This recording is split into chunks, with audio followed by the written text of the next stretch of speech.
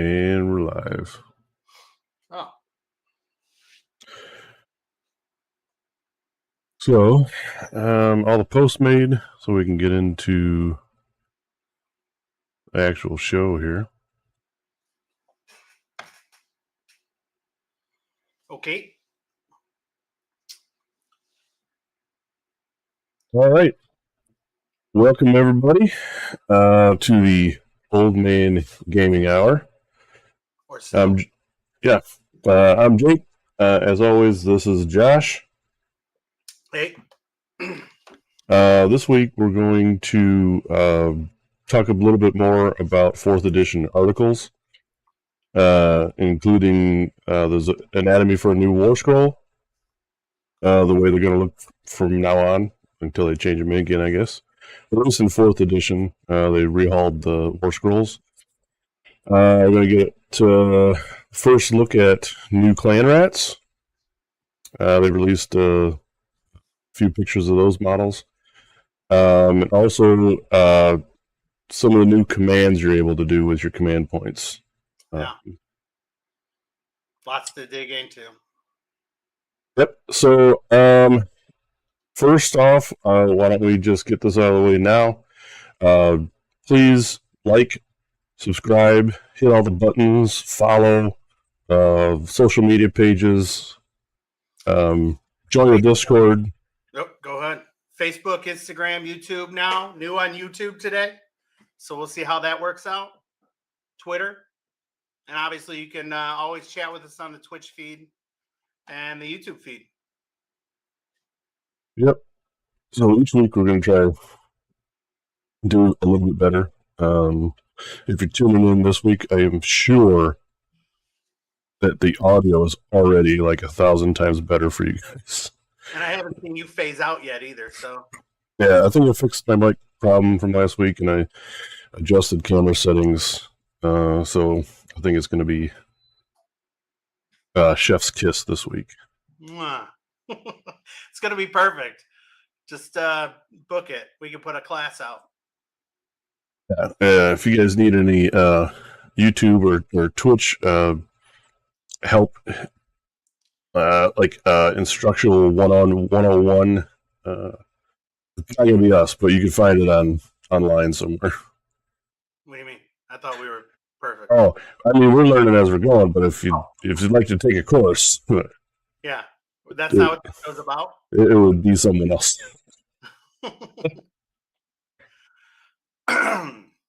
So, I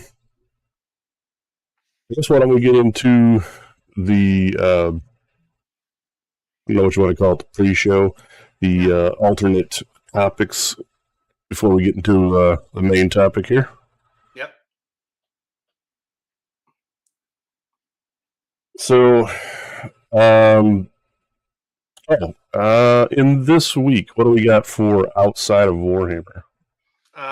Well, I worked all week. I'm off this weekend, and I'm off up until our next tournament, which is next weekend. So the big thing I did outside of Warhammer, though, is I just watched some Fallout. I don't know if you guys have checked that out. It's on YouTube Prime. I'm really enjoying it. I think I'm up to episode 7 right now. Originally, I thought it was only going to be 1 episode. I know Tim had said it came out, but I think it came out 1 day early and just showed 1 episode. I just forgot about it, thinking I was going to have to wait a week, but here it is. Lo and behold, the full thing's out. So I've been trying to watch that while I get some work done, and I've been really enjoying that show. So I say check it out. Awesome. Yeah, I did catch a couple episodes. Just to start it off, I do enjoy it. I think it's interesting. It's not something that I go, well, I have never played those games or whatever, so I'm not going to watch this thing, but it's a good show. Yeah. Like, it's interesting enough that you don't have to have played the games. My kids have played the games. I don't really partake in video games other than when we used to play World of Warcraft back in the day. But, yeah, I still like the show. So. Shout out to Mary White in the YouTube chat. She says, "What is this on my television?" Well, this would be the greatest show on Earth. It's what it would be. Number one. Yeah. So stay tuned to get your socks blown off. But that's how exciting this is. Oh, I'm excited about it. I don't know. All right. For myself, this week outside of Warhammer, I did, like I said, I watched some of the Fallout show, just because Josh said he watched it and he liked it, so started catching it a little bit of it. Yeah. Other than that, and the normal work stuff, I did get some games of Fortnite in with the eldest daughter. Nice. Got ourselves a one dub. How many games did you play? Oh, I don't know, maybe 4 with her, probably, I think. All right, 1 out of 4. It usually goes like, we'll win our first game, then you try like heck and get frustrated trying to get another win, and then you give up later. Gotcha.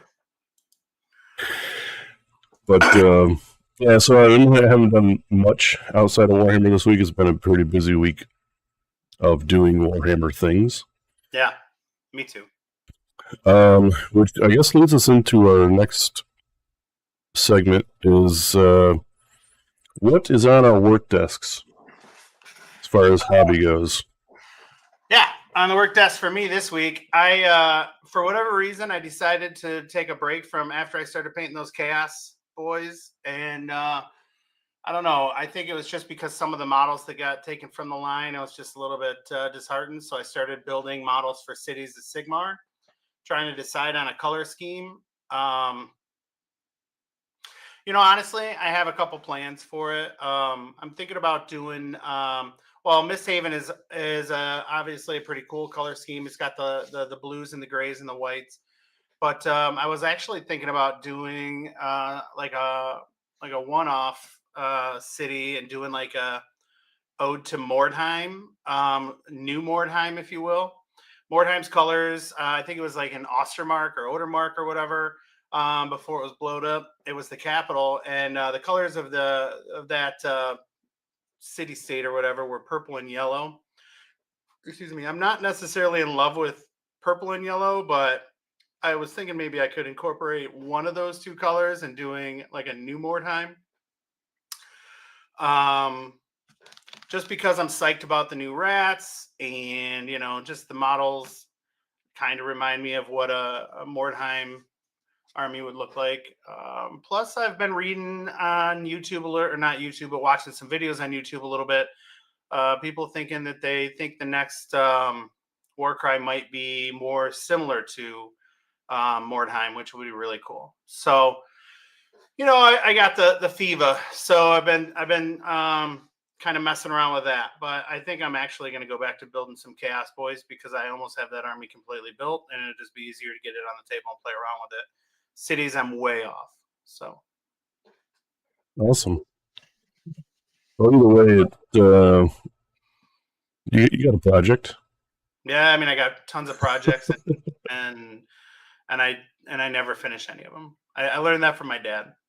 Well, I'll be a driving force on getting some of the projects done. I think also with us being more tournament focused, Yeah, it'll help you. When you decide. When I decide to play something in a tournament, then I'll. Yeah, that's what I mean. Yeah, that's what I did with my Soul Blight for Adepticon. I just decided that's what I was playing, and I did it. Yep. Hard pivot a week before or 2 weeks before, but you did it. You got it done. So crushed it. Maybe I'll just have to assign you an army per tournament. All right. That way you get them painted. Myself, I've been working on Usharan. Yeah. I want to do him justice, I suppose, so I'm not trying to rush him. Although I did submit my list for the High Ground Brewski that's going to come up this weekend that he's in, so I do have to get him done by this weekend, so or this upcoming weekend, yeah. So you're going to be putting in full hours. Well, I mean, I got like probably 75% of his base done. Maybe about 50% of him. So I'm getting closer. Couple more sit-down sessions and he should be done. Okay. I did yesterday, in fact, get our trophies assembled for our GT coming or our RTT coming up in May. Yeah, I saw that. They look nice. We have just like a little more work to do, and they'll be ready to roll. But they're built and they look sweet. And honestly, you could give them out the way they are. So you could. It just looks a little bare. So you're gonna I think another. Probably do some nameplates or something on them just to, so it dresses them up a little bit. Sure. But yeah, for the most part, those are pretty much just done. Yeah, love it. What do we got next here coming up? Recent events. Yep. So, we added a new video to the YouTube channel. I wanted to try out how we would go about posting some more content for you guys. So, in light of not having a full stream set up on an actual live table, we're going to try to do some games on TTS, film them, record them via YouTube, but also going live on Twitch with them. Yeah, I think that's interactive a little bit for you guys. We can, chat in the chat with you while the game's going on. I did get my first game recorded on that with our buddy Adam, and actually, it was a really, really good game. He was learning quite a bit in a short period of time with Sons of Behemoth. I played him with my Flesh Eater Courts. I would honestly say I think this game that we played was probably the closest game he's ever had with me, and I probably should have lost. I don't know. It went back and forth. There were points I was watching while I was at work, so I wasn't able to watch closely, and it did go back and forth. But I thought he had you. I was like, well, this game's basically over. I don't know. Yeah. If it wasn't for... I talked with him a little bit. And if you guys want to check out the video and see how the game went, that'd be awesome. It's posted on our YouTube channel. But yeah, I mean, it was lopsided early. And I think, realistically, if the recursion in Flesh Eater Courts wasn't as good as it is, there wouldn't be a way to come back from some of those games where you're almost out of it. Yeah. Yeah. Aside from maybe a couple tactical things that he could have done differently, he played the game great.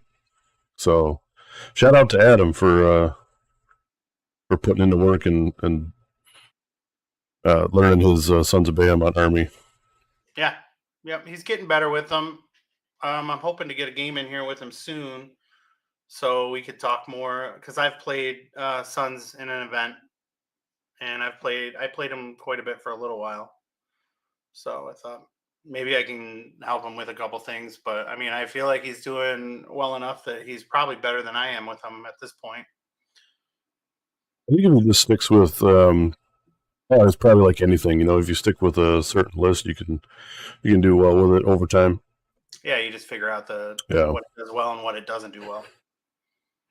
I think at the beginning he was just trying to change up his list a lot because he thought maybe the list would change how he performed, but you know how that goes. Just get your practice in. Yep. Yeah.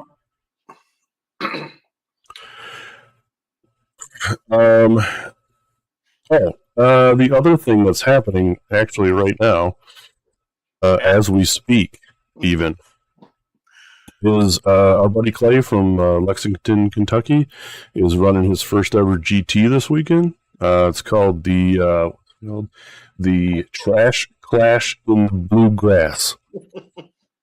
No way I can say that fast, so I had to slow down for myself.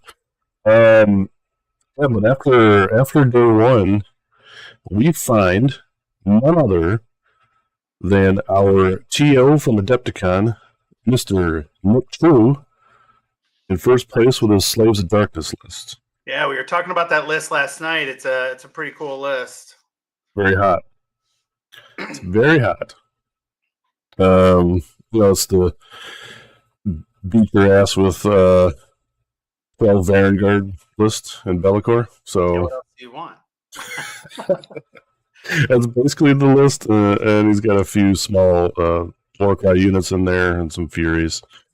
But yeah, it's a cool list.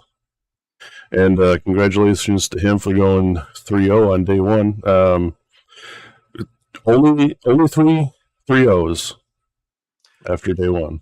Yep. So could only be obviously one or two going into round 5. So it'll be interesting to keep up with that and see how it Yeah, I was looking at the pairings actually this morning, and so Nick has drawn another buddy of ours, at least mine, Fred Schmidt from Team USA.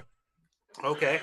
He's playing a big WoW list in this tournament, and him and Nick True is going to butt heads first game this morning, which actually I think started about 17 minutes ago. Nice. So it'll be cool to catch up on that. Other notable top table is Tom. Who? Tom Lyons, Warhammer Weekly Tom. Yeah. He's out. Yep, top 4. He's out there playing Flesh Eater Court's Army. So be cool to see how those guys pan out after today's over. Yeah, definitely going to be interesting.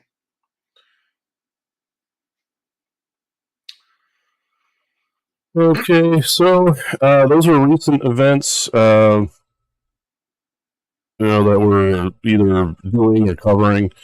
Aside from the upcoming events down the road, we do have, like we mentioned earlier, the High Ground Brewski GT, which is going to be held here in Michigan, where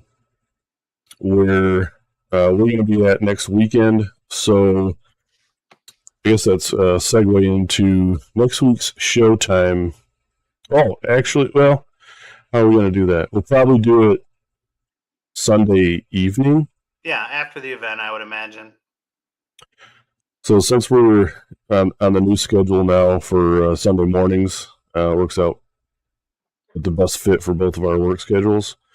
Yep. We're going to be in the mornings on Sundays until further notice. But on weekends where we have tournaments that run into Sunday, we're going to have to adjust the showtime and do a Sunday evening show probably. Yeah, we can't do it during the tournament. Yeah, although it would be fun. I don't think we'd be able to do a show and play at the same time. Probably not. But yeah, that one. What are you planning on running? You submit your list, right? Yeah, I did. I did on time, unlike you and Nick. I'm gonna just run my Bellacorn list. I brought it up here. Skybrand and the usual Bloodthirster of Unfettered Fury with prayers and no armor saves, and then a couple other prayer boys, Bloodmaster and a Slaughter Priest, a couple Flesh Hounds, Be'lakor, and a couple units of Mighty Skull Crushers. It's what I played was it MIGT or Nova or Novi? I can't remember. One of those two tournaments. I think Novi.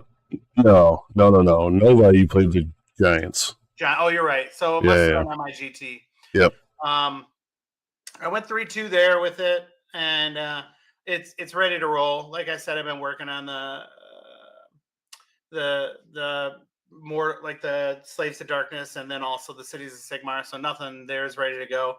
And I just wasn't in love with how things went at Adepticon with the Skelly boys. So I thought, I'm just going to go back to tried and true corn, play with Bellacore because he's the coolest model in the game, and just see how I can do with it. So we'll see. I mean, coolest model in the game. I mean, Ushran might have something to say about that. I mean, people convert Ushran to look differently. People don't convert Bellacore because he's perfect. As you would say. One person modified that you know of. Okay, we all know him. Yeah. So, of course, I'm going to play Flesh Eater Courts. I am, however, trying a new list. Wanted to try Ushran because I have him, and why not? I think he has a lot of good abilities that can be exploited in games. He's strong. He's strong. I played against him once now. You've played in the home game once, and he was pretty powerful. He does work, that's for sure. Now, keeping him alive is probably the only thing that might be a little iffy. Yeah. But hopefully in the next 5 games this upcoming weekend, I can figure it out at least a couple times. I mean, he lived in our game. I can't even remember what I played against you. Oh, I played those orcs, Cruel Boys. But yeah, I mean, he did well in that game. I mean, if he's sitting in someone's face, I think he's okay. You're worried about shooting?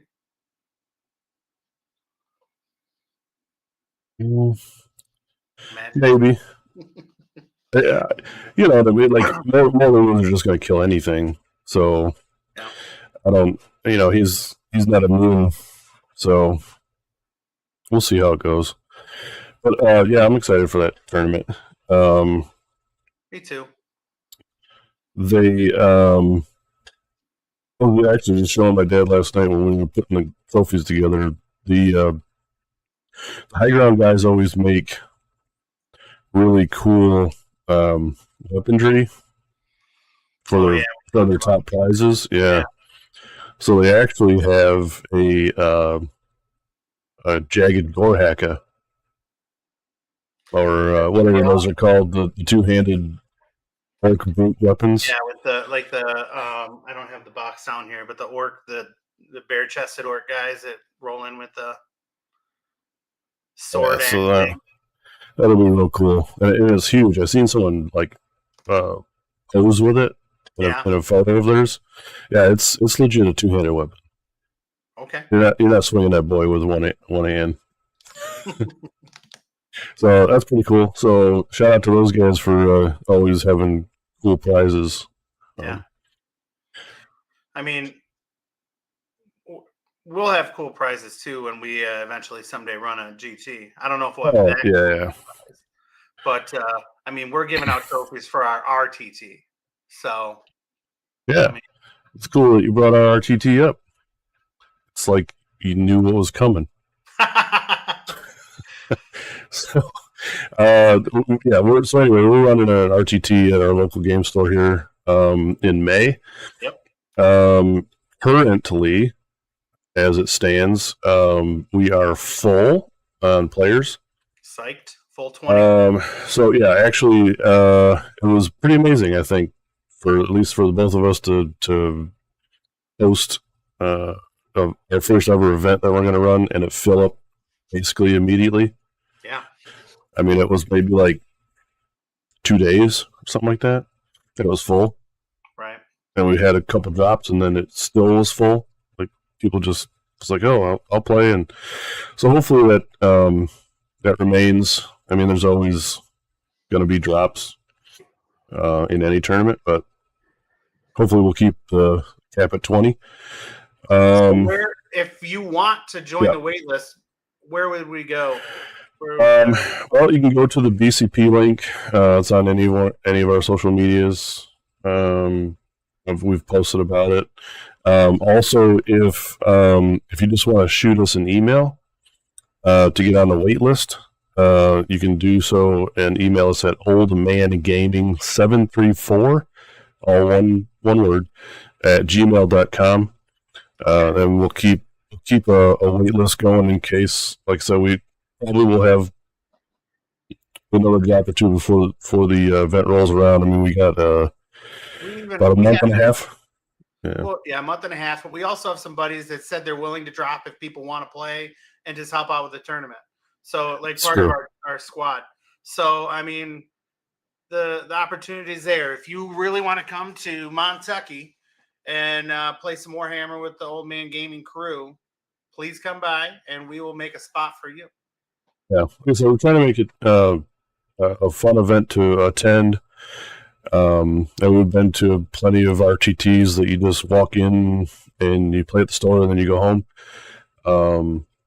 This is hopefully going to feel a little bit more along the lines of a GT style event where you can expect to have some prizes. I know I lined up a couple sponsors to help us out in that regard. That were willing to help out our group get started running some events. So shout out to Andy from Gray Matter Games. Yeah. He's helping us out, getting our feet off the ground here. Also, Michelle Anderson with her Etsy store is going to get us something here. So I think without those two, it would be Tri-Fire Treasures.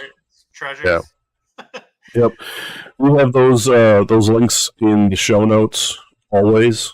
So if you guys needed to check out anything from them, they have some pretty cool items that they sell for game aids, I guess you would call them mostly. Mats, objective markers, all the stuff you need to help you play Age of Sigmar. They got it. So, other than that, I think, I guess, well, let's announce this. In our RTT, we've just picked the missions for the event that we're going to have. All right. It's in the player pack on BCP, but I guess we'll talk about it now. So round 1, we're going to play Fountains of Frost. Round 2 will be Power Flux. And round 3, the ever-popular Geometric Pulse. So thanks for hitting the button. So those will be the 3 missions. I think they work well at an RTT. There's not like all this extra bookkeeping and super strategy when it comes to playing on a map. Pretty straightforward. A couple special rules, but it'll be good. It'll be good. Yeah. Okay. You know what? In case you missed it at the beginning of the show, there's some things we need and require that are mandatory for our viewers. Everyone must do the following. They must hit the like button. They also must hit the subscribe button and follow us on all social medias. You have not hit like or follow yet? Oh, of course I have. Okay, jeez, you might have been kicked from the show. I was acting. You're good. You got me. Got him. Yeah. So and that's how you grow, I guess. For Vince, you have to say those things in your videos, or people don't do them. Yeah. Is that accurate? I mean, we have watched enough YouTube people, and they say hit like, subscribe, and follow. Yeah. Leave a comment in the comment section. Oh, yeah. Good. We will comment back to you. Every comment that's left, we will respond to, either myself or Jake. Follow us on all of our socials. We talked about maybe also streaming on, what was that other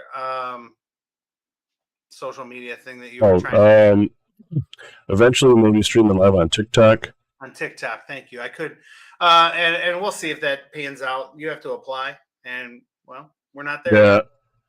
Yeah, it appears that you need to have some street cred with TikTok Well, the for thing is, you guys need to follow our TikTok so we can have that street cred. that's true. And you'll find all our social media pages in the YouTube link, or our Twitch page also has all of them there for your clicky mouse fingers. Yeah, and we're a pretty active Discord. We're chatty on there, talking about things. So, I mean, come on in, ask questions, and talk about your armies. We have a lot of experience in our group with different armies, so mostly me, because I play every army. If you have a question, well, we also have an assortment of other guys that are tournament players in our Discord. Yeah. That they love chatting about Warhammer, man. I mean, it's like it's all the stuff that we do, so everyone's like-minded in that regard. And I mean, I posted one of the guys at Clay's events running an all big pig list. Yeah. Like legit all big pigs with Gobsprack, and calls it a big wall army. Yeah. And we thought it was cool, so I posted the list in our Discord, and it was just gangbusters. I think Mike and Rob were just like, I mean, they talked about it for a while. Yeah. But yeah, if you guys want, we'll have the Discord link. That's probably the best thing to get started if you wanted to follow us somewhere. Join our Discord, and then the rest can follow. Yep. Okay. I think we've done all of our homework. You ready to get into the main topic? All pre-show done in record time, I think. Yeah. Well, I mean, with a sample size of 1, it's not hard to beat. Right. So we'll go into the actual show. Okay. Main topic. That would be, drum roll. All right. More 4th edition articles. There we go. Eventually, I'm sure we will get to the point where we can have show topics that aren't about 4th edition, but GW doesn't let us do that right now. They just keep putting out more and more and more and more news. They just, yeah. I mean, we're not flooded this week, so this will go a little quicker than last time, but still, I mean, we have like 3 or 4 articles to get through, I think. Yeah. I guess we'll just do kind of like what we did last time. We'll go through the ones in order that they released them, and touch on all of them, give our thoughts. So first up, the Anatomy of the War Scroll. This is some important news. Yep. What they did is they put out a couple War Scrolls in this article. One being a simple one in the New Liberators, because they're going to be featured throughout this whole 4th edition announcement stuff. Yep. And the other one, maybe we'll leave that a surprise. But we're surprise. Literally right on the picture. I was like, a surprise? Whoop, maybe I'll scroll down. So, what is on a War Scroll? We have a few items. We kind of get the same wheel, as it were, at the top of the War Scrolls that give you all the pertinent information about your basic troop details. First one being your move characteristic, standard, same as before. We do have a new, instead of wounds, they changed the word to health. So now we have health instead of wounds. Yeah. It's going to be the new wording going forward for that, which maybe there was confusion before on what that meant. Now it's health. So you have 0 health left. You are deceased, I guess. Or knocked out. If you're against murder. Yeah. I mean, if you don't want to murder people in this war game, you could incapacitate them. Yeah. incapacitated. Incapacitate. And then take them as prisoners of war for 30 years. And torture them and you can maim them, flay them. The other thing that stays the same is your save value. Yep. Your armor save. So that'll function, I'm sure, the same way as it had before. I guess it's hard to say for sure because we are only getting bits and pieces of rules and information out at a time. But right, and that's one thing safe to say. You have to remember that this isn't third edition. This is all in a vacuum. We're only getting part of the rules, and so certain things seem like, oh my gosh, like that's super powerful. But I mean, not talking about the save, but just in general. But the reality is that we don't know the rules. So we'll talk about some things in a little bit when we get to the commands. Things are like ridiculous, but when you really think about them in just the vacuum, we don't have the rules.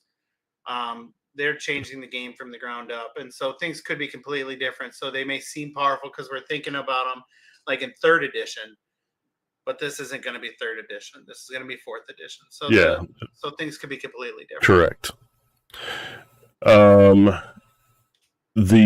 Of course, the name of your unit will be sprawled across the top of the war scroll, and I think all the actual names of everything stays the same. Yeah, I think they said that. The only thing that's different now, since bravery is gone, the bravery characteristic of your units is no more a thing. Battle shock phase is not a thing. Love that. So no more bookkeeping at the end of a turn. Did you do this? How many did you lose? What do I got to roll? That kind of thing.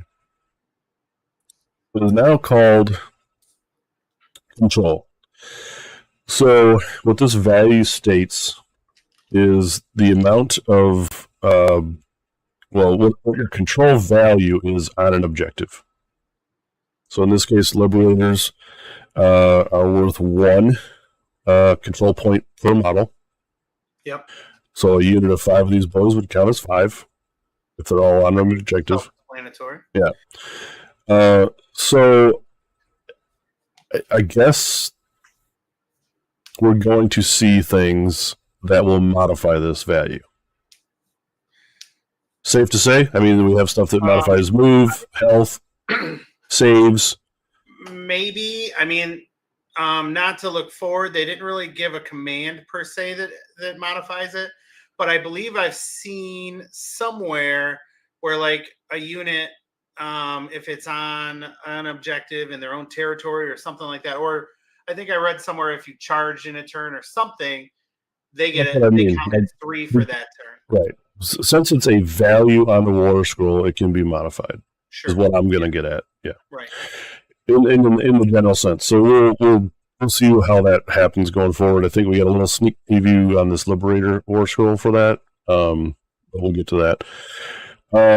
So your melee weapons and your ranged weapon stats will be listed right underneath the wheel, and the different weapon profiles you can load your guys out with will be there.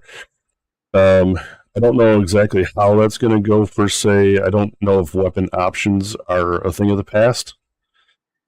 Because some units you were able to give spears to, or swords to, or swords and shields instead of two-handed weapons, or something like that. You may be stuck with one weapon profile, and then like on here, one of the 5 models can carry a grand hammer, right, opposed to a war hammer.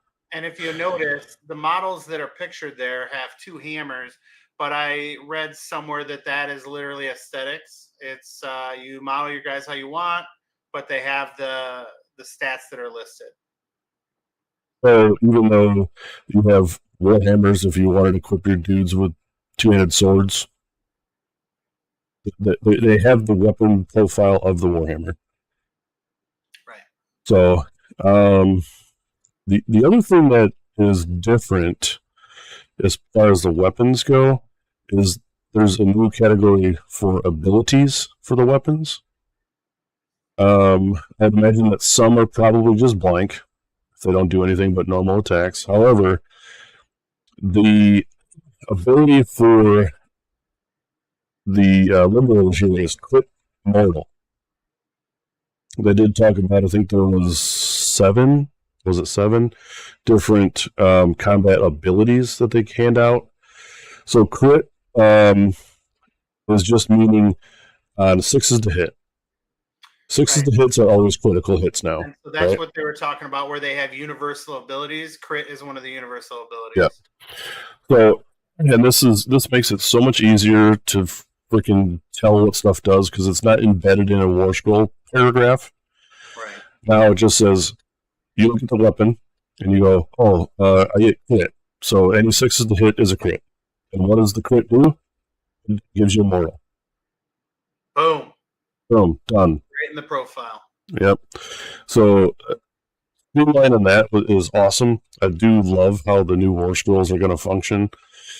And we'll see a more complicated one in a second, but like for instance, Liberator's special ability. It's a passive ability. It's labeled passive. So you know that you just get this thing. And it doesn't trigger in some weird way or whatever. So the effect that they're given is what we just talked about. We add 3 to this unit's control score while contesting an objective wholly within a friendly territory. Side note to this, when I first read this, I thought, wow, each Liberator is going to be worth 4 on an objective for a total of 20.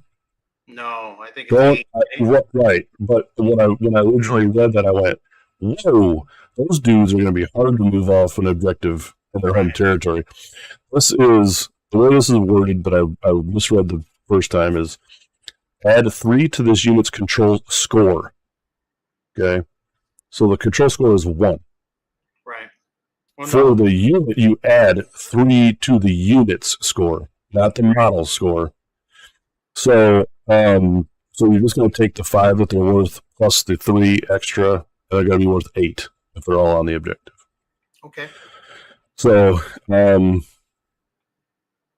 worry about, like I was like, well, that's way powerful. I'm thinking these Liberators unkillable, well, not unkillable, but very hard to take an objective from them. But anyway, I read it wrong. I don't know, are we going to get, is this like legit War Scrolls? Is just a PDF of them putting one together? Because are there going to be pictures of I think the units like on in here? the past, it's like been just PDFs and stuff. Like it's just been like something you could like make on like a like on a like they have a template. And, yeah. But this is what I expect. I expect each one of these things, each unit to have like one of these actual War Scrolls. That's how they'll present it, I think. The photos of the models and stuff. Yeah, I think so. Cool. Now I have a question about this War Scroll in particular. Now it says crit mortal. Mm-hmm. Does that mean mortal in addition? Does that mean well, and I think that's one of the things we don't know. Is it a crit hit or a crit wound? Is it mortal in addition? Is it you do the damage in mortals? There's not a lot of information there, but I'm sure there will be an exact way that works out. We might be getting that this upcoming week with the articles they're going to put out. Maybe they'll have what all the combat abilities are and the meanings. Yeah. So that'll be next. Bookmark that for a future show, so we can explore that. But at least it's simple and it tells you what's going to happen, even though we don't know the effect yet. At the bottom of the War Scroll are, as always, the keywords. Right off the bat, we get infantry and champion. So guess what? We get infantry units now. At least with the keywords. And the champion, I'm going to guess that this unit has a champion that does something different than whatever. I mean, the champion in this case gets the he does not. I No, read that wrong again. his He weapon, so can't. they don't He want you to can't. give the Yeah. better character that weapon. I think so. Champion is going to be another one of those keywords, and Yeah. will most likely just do what a champion does. That way, they don't have to put what like different champions do in different units, because right now it's really not self-explanatory. A banner guy might do one thing in one army, another thing in another army, and sometimes even in the same army, different units, they do different things. That's true. I hope. Yeah, if they do that, like It's going to be if you have a musician across any war scroll, it'll give you whatever the universal buff for having a musician is. Right. So champion, they haven't listed what champion does for you, but it must. Yeah. Right, and that's kind of how it used to be anyway. So I'd venture to say you're correct there. The other like sub keywords is your order, Stormcaps Eternals, and Warrior Chamber. So I just what this unit belongs to, kind of thing. In case there's a special rule that involves those, probably. Yeah. So that is the initial anatomy of a simple war scroll for a troop unit, an infantry unit, I guess.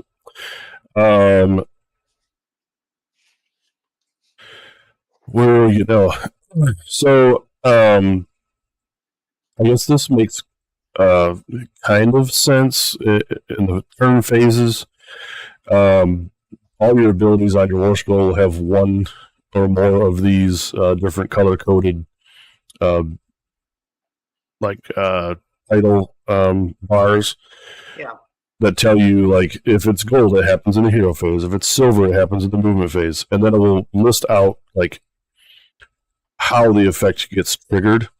So you can initially see off the bat without reading through all of the text in a war scroll, like it was before. Like, hey, I'm in the hero phase. I can only do these gold labeled things right now and then move on. It's going to be way easier.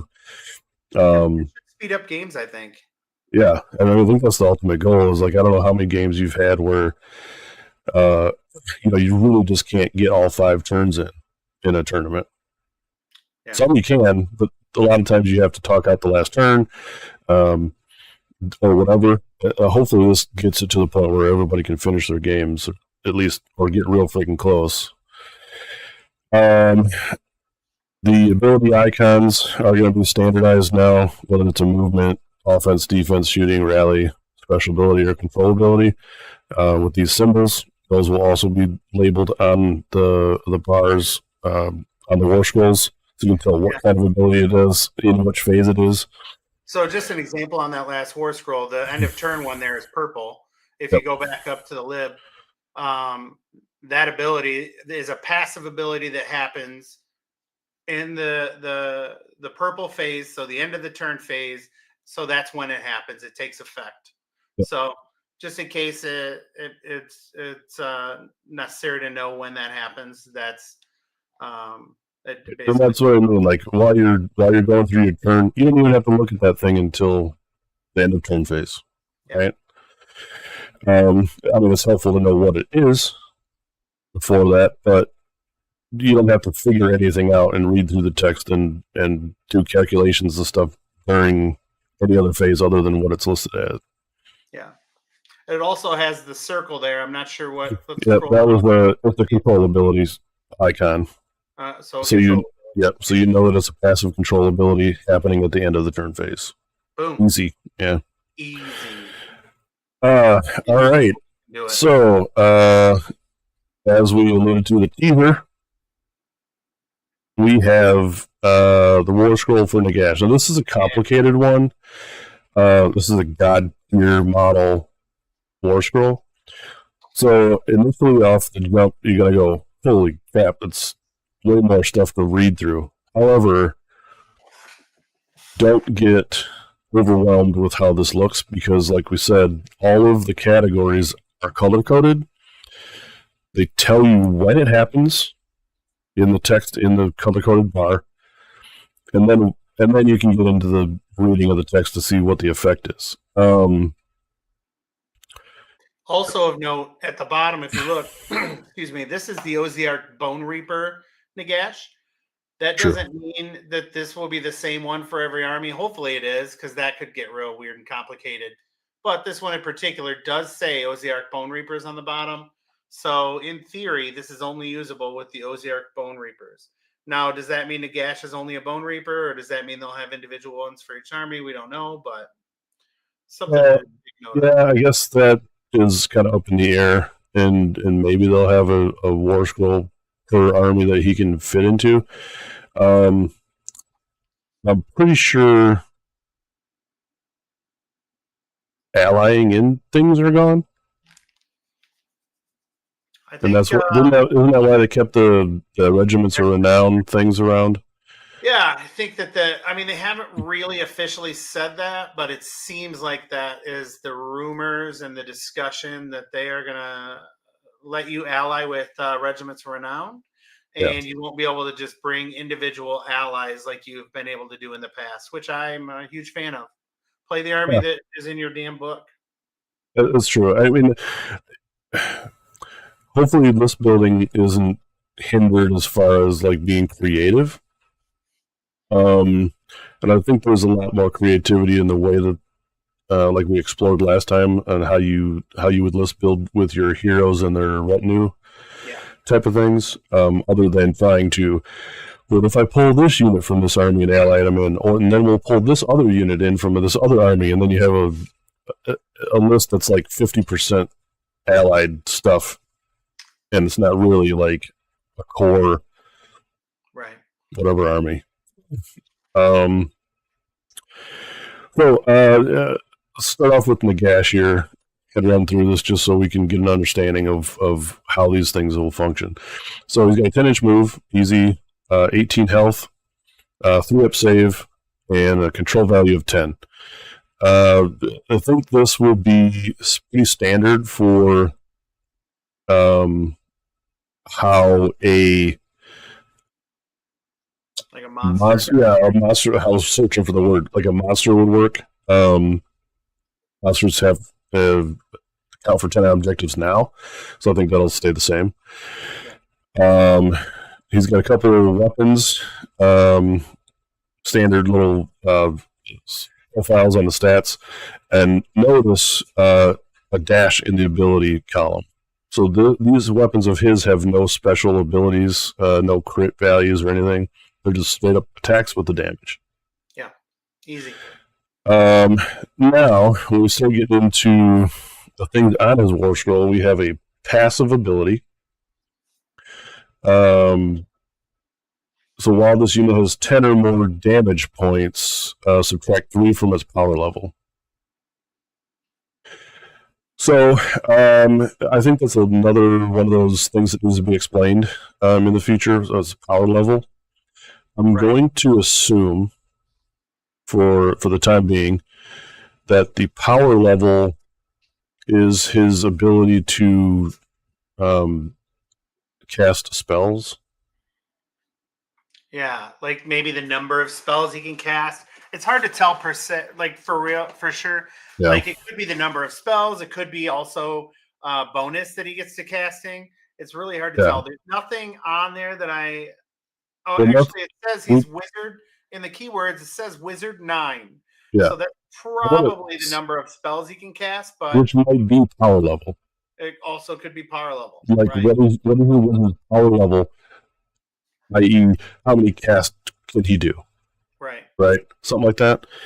I mean, right now, the guy could cast 9 spells if he wanted to in a normal game in 3rd edition.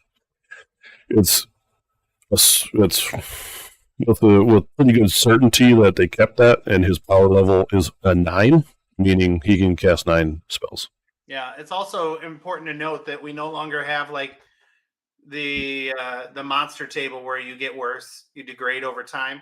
And so this, in essence, is his degrade.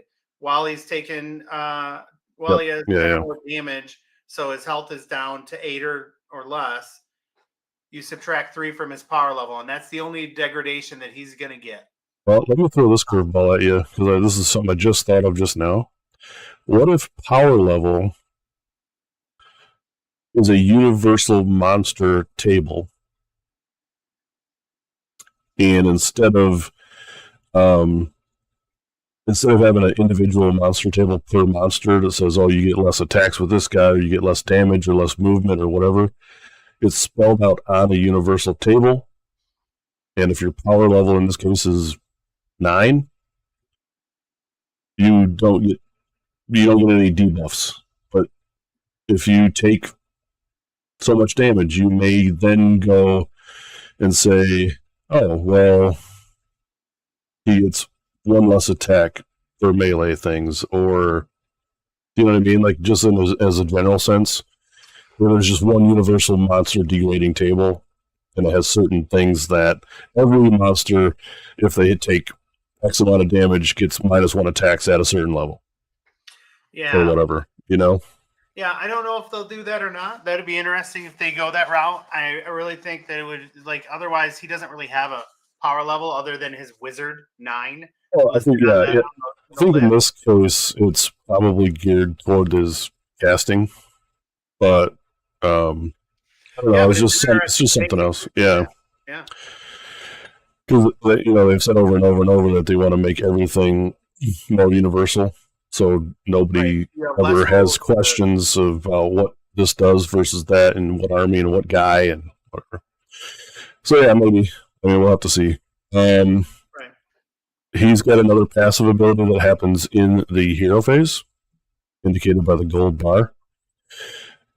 His Staff of Power. The effect is it adds 2 to the casting rolls for this unit if it has not miscast any spells this turn. So +2 to casting, pretty strong. If this unit miscasts a spell, ignore the restriction that would stop this unit from casting more spells this turn. Nagash, Supreme All-Power Caster, does not give a shit if he miscast, because he can still pop off.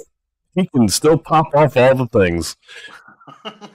I guess what would the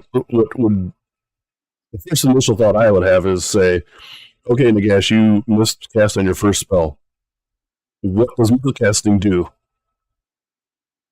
now? Right? Does it still give you D3 damage or D3 mortals? Right. I hope you don't miscast more times. You might die. Well, yeah, but my point is, you have this 500+ point model, or whatever they're going to point it at this time. I think it's been up to like 900 almost. And you miscast on 1 roll, boom, your half your army doesn't get to do anything because you fucking miscast, and you're like, cool model. Glad I paid half my army for this. He doesn't have that restriction. He's not going to get locked down by that.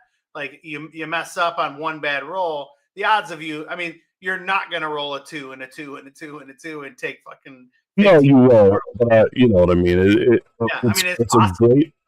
great that he has this, and I bet you other powerful spellcasters in the game will have something similar to this. Where it's like, your model's not worthless. You can still continue in the thing that he is supposed to do, right?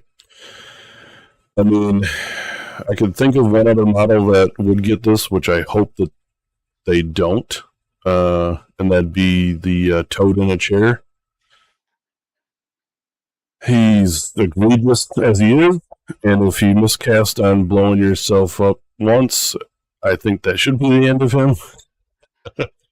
But, you know what I mean? Like, I'm sure the all-powerful wizards in the game will have some kind of thing. He's not going to have that. He's going to have this rule also. I doubt that the regular Slan would have this rule, but I mean, we'll have to wait and see. That's the beauty. Yeah. Like, everything's going to be new. It's going to be like you're just trying to stay away from getting blown up by magic, because your army is susceptible to magic. But you don't know. Your army may not be susceptible to magic, or it may not. You know, we don't have no idea. Could be rewritten completely. Hey, what's up, Adam? Adam joins the chat via Twitch, and wanted to stop in and say hi before heading off to softball this morning. So, thanks for stopping in, buddy. Yeah. Out later when you get a chance to watch. Yeah, we'll have this up on YouTube maybe later on today. Yeah. We'll have to see how the live recording does via the YouTubes. Yeah. But we'll see. Okay, so the next ability, if we're just going to go straight down the line here. So we got a once per turn ability, a combat ability that happens at the end of any turn. So already right there, we know this only happens once in the army, and happens at the end of any turn you wish to do this, right? Now, let's jump down to the bottom of this thing. It's got a keyword, and it's called Rampage. So this is how the new Monstrous Rampages are going to work. Right. You're going to have an ability. In this case, it's a once per turn ability. At the end of the turn, and I don't know if this would be different for Monster, or maybe just in different phases. Yeah, okay. Depending on what kind of monster it is or what the monster is supposed to do in an army. But in this case, it's going to happen at the end of any turn. Or new turn, okay? You can decide to do this Rampage ability. You have a Declare step. Oh, by the way, this is Hand of Dust. In case you don't know what that does, Yeah. I'll tell you in a second. Yeah. But it's in the for all of you guys who've been around, 50% of getting fucked right here. It has two different stages, I guess you would say. So Hand of Dust is you have a Declare step. You pick a visible enemy, hero, or monster. That's in combat with this target.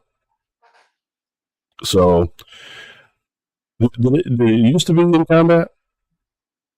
Or could you just pick anything within a range? No, it was in range, but the range was very short. I think Okay. like 3 inches. I'll bring it up. So essentially, it was combat, I guess.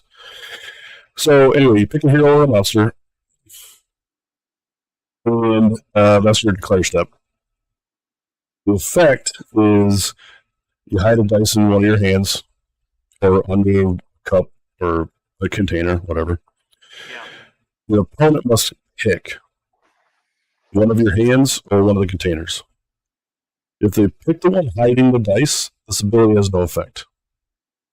Congratulations, you're the winner. If you pick, or I'm sorry, if you find the one with the dice in it, no effect. If you pick the empty hand or container, that target that was picked is automatically destroyed. Did. No matter how many wounds it's had, no matter the save value, no matter if you put 10 different abilities onto this dude to save his life, if you pick the empty hand, you turn to dust. Yeah. So just to run it back, the old one was a spell, so you had to be able to cast it every turn. Okay. It was on an 8, and it was a range of 3 inches. So it was in basically, combat, you had to basically. be inside combat to make it work. Although there were ways to extend that using like the mirrors and things like that. Yeah. But you picked one model, 2 dice the same, and if they pick the empty hand, the model's slain. Now this, the target must be a hero or a monster. Yeah. Before it didn't have to be. Before you could pick any model that you were in combat with. So I think it is when I first read that too, and I was like, well, of course. Why would you pick anything else but a hero or a monster? Go up to a Skaven lightning cannon and go dead, or you could go up to a chariot and go dead. Like it didn't necessarily have. Yeah, that's true. You know, or the dragons, the Stormcast dragons weren't characters. You could just kill off one of them. And so, like, I mean, it does make a difference now that it's a hero or a monster. It's completely useless. Yeah, well, I mean, yes and no. It's not going to be like a thing that you're going to do every turn because likely Nagash won't be in combat every turn. Oh, very. However, you also don't have to cast it and there's no like ability roll to make this thing happen. Like on a 3-up, this happens, or it's just a thing, and you just do it if you meet the criteria. Every turn. Every turn you're in combat with this bro, he's going to offer you hands. But if he's not in combat with characters, then it doesn't. It doesn't. Yeah, that's what I mean. So Now, if you try to run your monster into him to kill him because your monster is a powerful unit, better be prepared. Better be prepared. 50 in it. So that's cool. Interesting to know if command models count as characters. So you can pick off command. If it has it would have to have a hero or a monster keyword in this scenario. Well, you could in the universal rule, they could say like champion counts as a hero. Okay, sure. You know, but I mean, they probably won't. But I mean, but we don't know. Yeah. So anyway, that's a fun little ability that they kept for Nagash. Yeah. I kind of think that taking something, hiding it, and then you picking where it is a little campy. I wish they had they could have said roll a die on a 5 through 6, you die. I'm sure, but that's not as interactive. Yeah, that's true. You know what I mean? Like it's kind of this is a fun thing. Yeah, unless it happens to you. Well, it's sure. But hey, it's still pick a hand. It's still a fun thing to say interact between two players rather than rolling a dice and just looking at the value and going, fuck, that just happened to me. It's true. So it's kind of a fun thing. Moving on with his war scroll. So we have another hero phase ability, hence the gold bar. The flag indicates a rally command. Okay. And this is a once per battle in your hero phase, spelled out. So no longer are we going to get a thing that happens every single turn. That's a rally command, at least not for Nagash. So once per battle. The Supreme Lord of the Undead, you declare, you pick a friendly non-hero or non-unique death unit that has been destroyed to be the target. Okay. So resurrection, right? And the effect is you set that replacement unit identical to the target unit wholly within 12 of this unit and more than 9 inches away from all enemy units. So you just bring one unit back from the dead. Completely, though. Not like it is right now. Majority of the time, you're bringing back half units and things like that. Yeah. But it's once per game, right? So it's not like, hey, I'm just going to keep bringing units back. You kill a unit this turn, I bring them back next turn. Another thing, too, to note, not a roll. Strong. No 3-up, 4-up thing. Just once per game, you get to do this thing. You either use it or don't, move on, right? Yeah. Quick decisions on war scrolls to make the game flow faster. Sure. Not much else to say about that. It's just rally. You know, Nagash had it before. Better than rally, but yeah, it's just bringing it's just recursion. Yeah. More than rally. Now this next one's the more interesting one to me. So this is let me see what that symbol means again. Special ability. Special ability in your hero phase. Don't know what 7 means. Casting value, maybe? I would assume that's a casting value since this is a spell, but we don't know. So anyways, yeah, so they label it with a 7 in this symbol, which we can only assume to be what you need the casting value to be. But this is the invocation of Nagash. So I can't remember, did they say spell lores are gone? Who said that? I'm just asking. I didn't know if that was. Oh, you're saying let's say spell lores are gone. Yeah. So if spell lores are gone, like Nagash used to know the whole spell lore of whatever army he was in. Well, but he also had War Scroll spell, which was Hand of Dust and Soul. No, right. But what I'm saying is, he used to be able to choose, since he was able to cast 9 spells, he could just choose whatever one he wanted to benefit you however you needed it, right? Yeah. So now, let's assume the spell lores are gone and he doesn't get that ability to pick whatever spell he wants. This is the trade-off, maybe? So I mean, that is one way to look at it. I don't think it's going to be that way because before he could always cast Arcane Bolt or Arcane Missile if he had no other spells to cast. I just can't see them getting rid of the ability to just pick a spell for your army and having spell lores. Now it doesn't say that he knows the entire spell lore. But that's what I'm saying. There's nowhere on this thing now that says he knows all spell lore. But whatever, his power level may also be the number of spells he knows.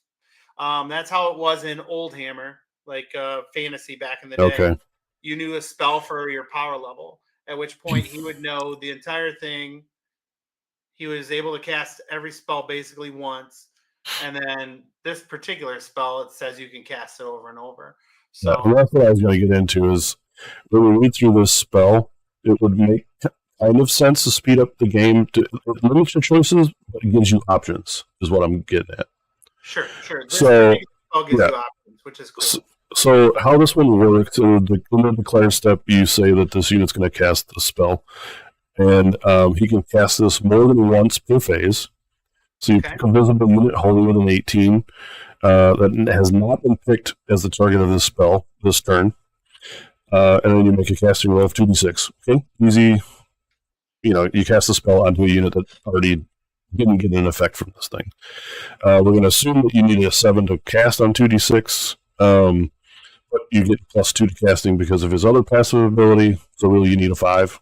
Simple, pretty easily obtained spell, I would guess. Yeah. And then there's 2 different effects.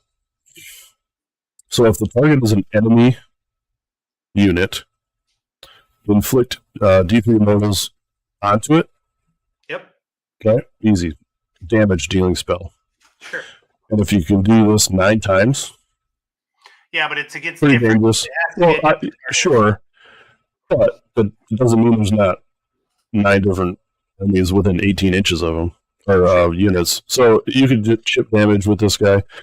Kind of leaves the same feel as the old ability to pocket 6 arcane bolts and just fire them off. Right, which makes you wonder if they're going to have arcane bolt, right? So yeah, maybe that's gone. Yeah, that's true. Now, if you pick a friendly death unit, you get 2 different effects you can pick from. So you have to pick one of the effects. You can't do them both, but you pick one, and the first one is return a number of slain models to the target unit with a combined health characteristic of up to 3. Yep. So not only can he rally a unit back to the board once a game, he now has the ability to either heal or bring back individual models to a unit for a wounds characteristic up to 3. Yeah. Right. Pretty strong. I mean, we know right now that recursion is pretty tough to beat with how recent recursion does. Wounds characteristic up to 3 is very limiting. Like, well, you can't bring, you could bring 3 little guys. Yeah, sure. Or maybe 1 like medium guy, but let's say how many wounds do like your horrors have? Well, that's the point. Is we don't know the rule scrolls. That's the other problem. Like if the units now are 3 instead of 4 or 5, you never know. However, yeah, and if this guy's in a Bone Reaper army, according to the keyword, I don't know what the troop units in there maybe are 3 wounds apiece. But the horses currently have like 5, and the guards have like 5. So, I mean, are they trying to limit you so you can't bring those units back? We don't know. Yeah. Because we don't know what their war scrolls are going to look like now. But I would venture to say limit some of it. Yeah, I would venture to say this is designed to bring 3 1-wound guys back. Right. Right. Or if 2 wound guys, 1 of them back. Yeah, whatever. So, but I mean, like you can pick multiple units to do this too, because they haven't been targeted more than once. But if you lost a couple dudes out of 1 unit, 2 units, 3 units, you just start popping the spell off and getting some models back. Yep. The other effect is you can give a target unit a 5-up ward until your next turn. You're going to do that every time. You're just literally going to cast 5-up ward onto a unit every single time with this dude. You may not do D3 mortal damage to enemy units unless you don't have. I would say this. If I had 9 units standing in front of Nagash, every one of those units of mine is going to get a 5-up ward cast upon them. Within 18. Yeah, that's what I mean. So, cool. 5-up ward spread across your whole army on a 5-up cast. Yeah, another thing to make note of is the damage portion of this is also wholly within 18. So, like the guy you're casting at, the farthest model away has to be wholly within 18. So that's interesting. That's not the way offensive spells are right now. They're not built that way. So that's intriguing. Well, I don't know. I think because you have other effects that affect friendly units, they have to have that wholly within phrase in there. If there's a wizard that just has an offensive ability spell, I think you probably still see just within 18. But because this thing can affect your friendly units, it has to have wholly in the title. Well, sure. Maybe. But they could have, I guess they could have worded it differently. It's interesting. That's all. Although it could be item of FAQ. Who knows? Yep. They could just put, if you pick this to be an enemy unit, the unit has to be just within the range, and then you get D3, you know what I mean? They could just insert a couple words, change it. Yeah. All right, so at the bottom of the War Scroll for Nagash, we get his keywords, War Master, Unique, Hero, Monster, Wizard, Fantasy 9, Fly, and Ward 5+ in parentheses.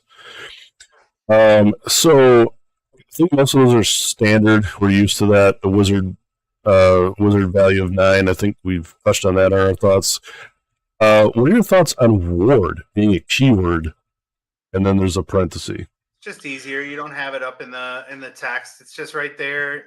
You have a ward save of 5-up, and it's easy. Yep. I just think that. I think it's just where they decide to put it.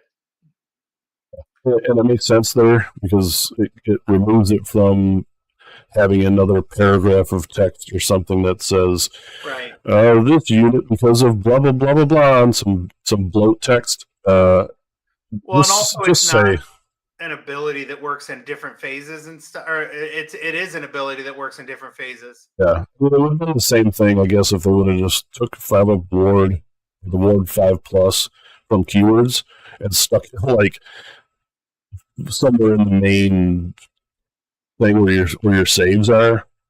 Yeah. Or whatever. It would be the same difference, right? If it's listed somewhere up here versus in the bottom.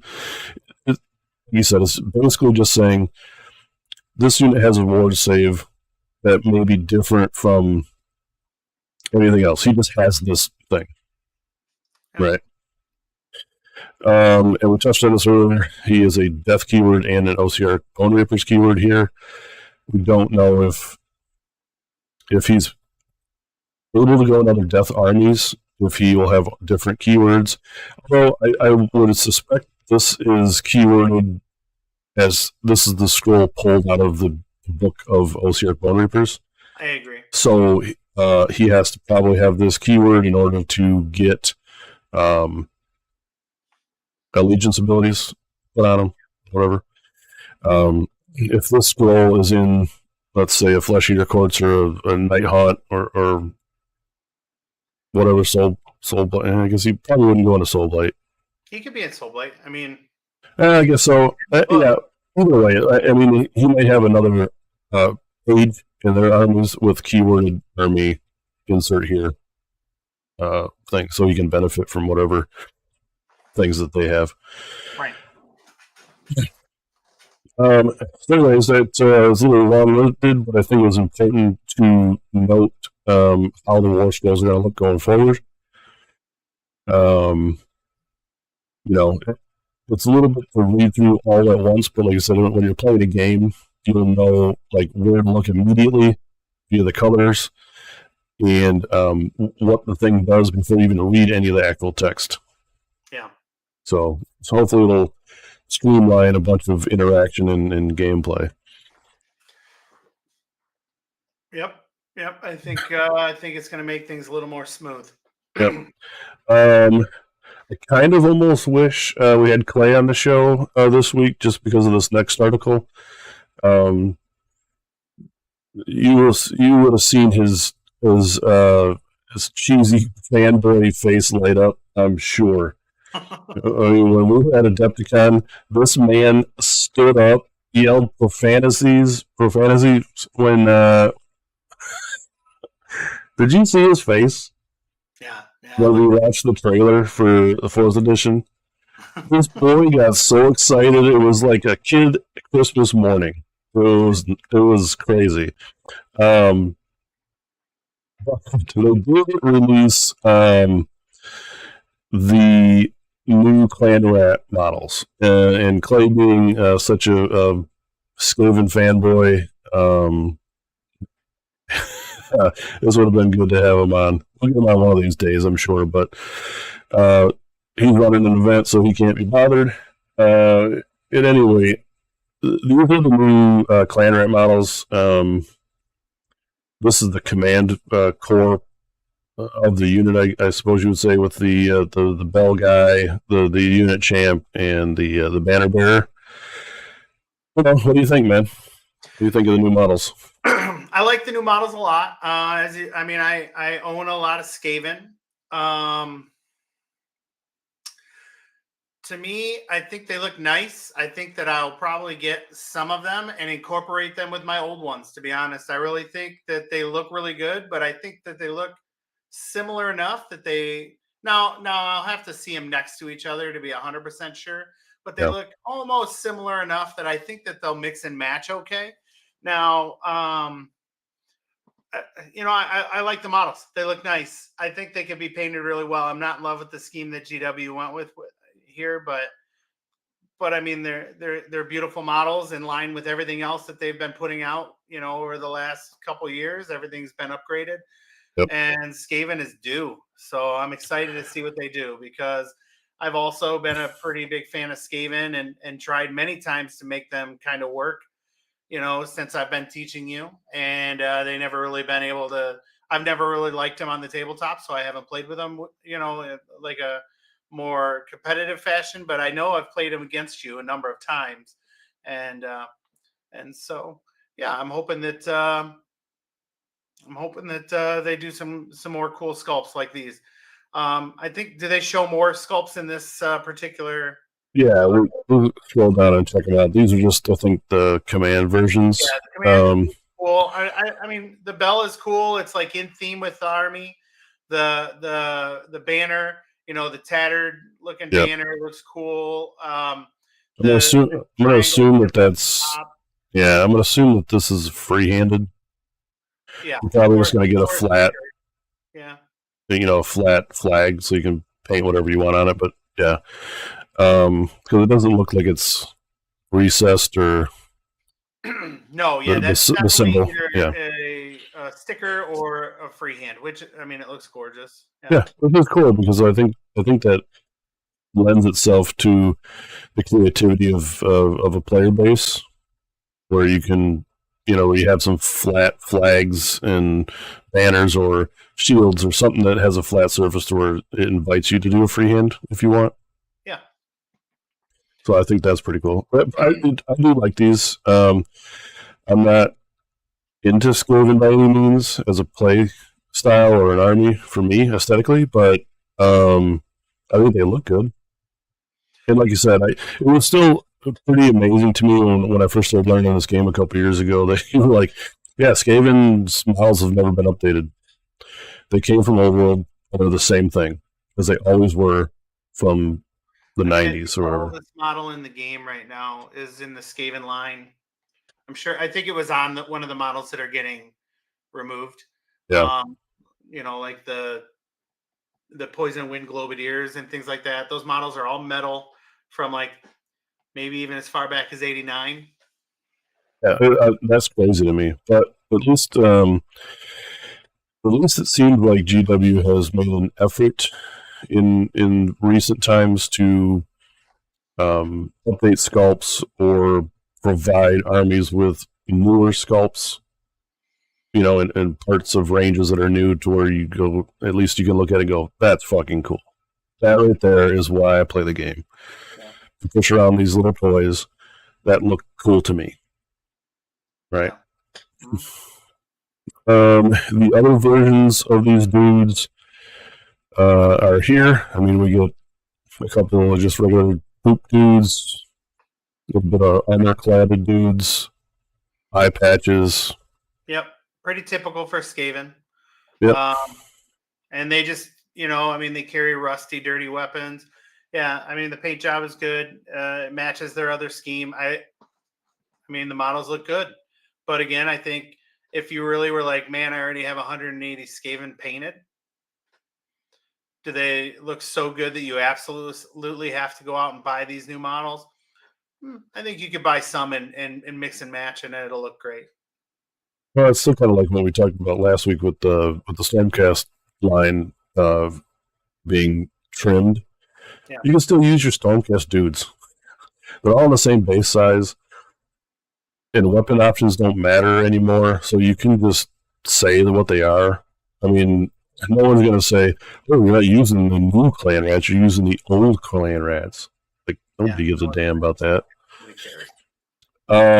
This is interesting to me. I don't know offhand if Skaven clan rats had two-handed weapon options before, as far as a build, but these models have them. They had spears. So you could take spears or hand weapon shield, but I thought it was spears and shields. And it looks like that one guy in the top right there does have a shield. Yeah. But I would assume these are the spear models. And since attack range is no longer a thing, it doesn't matter anymore. That's right. I'm sure that it won't matter at all. Yeah. But if you like something different. If you like the way that these guys look opposed to the dudes that are holding shields and one-handed weapons, then I guess you're just able to build them however you want. Yeah. I mean, that was one of the points, right, that they had made, is said, we want you to be able to have the freedom of building a kit however you want and using the kit as the thing. Yeah. So we'll see. I mean, we still don't know everything. I mean, obviously, we have not seen a clan rat war scroll. Right.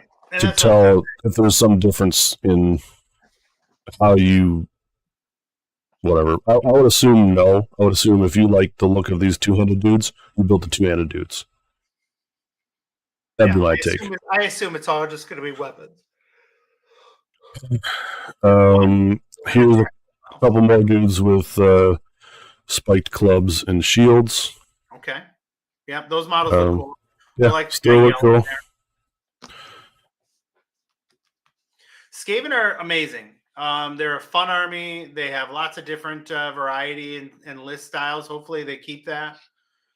I've owned Skaven multiple times in my Warhammer career, and then sold them, and then bought them, and then sold them, and now I kept everything, and now I just keep everything now that I have adult money. But yeah, I love Skaven. I love the idea. And so I'm excited to see what they do. Those models are sweet. Yeah. I mean, they're definitely good looking models. And then these guys are back to the same dudes. So anyway, you're gonna get. We just went through the different build options of the troops. So build them however you want. And then at the end of this article, they just list how some of the new models in Stormcast and Skaven. The new troop units, what they look like next to each other. Now, I don't know if this is to scale.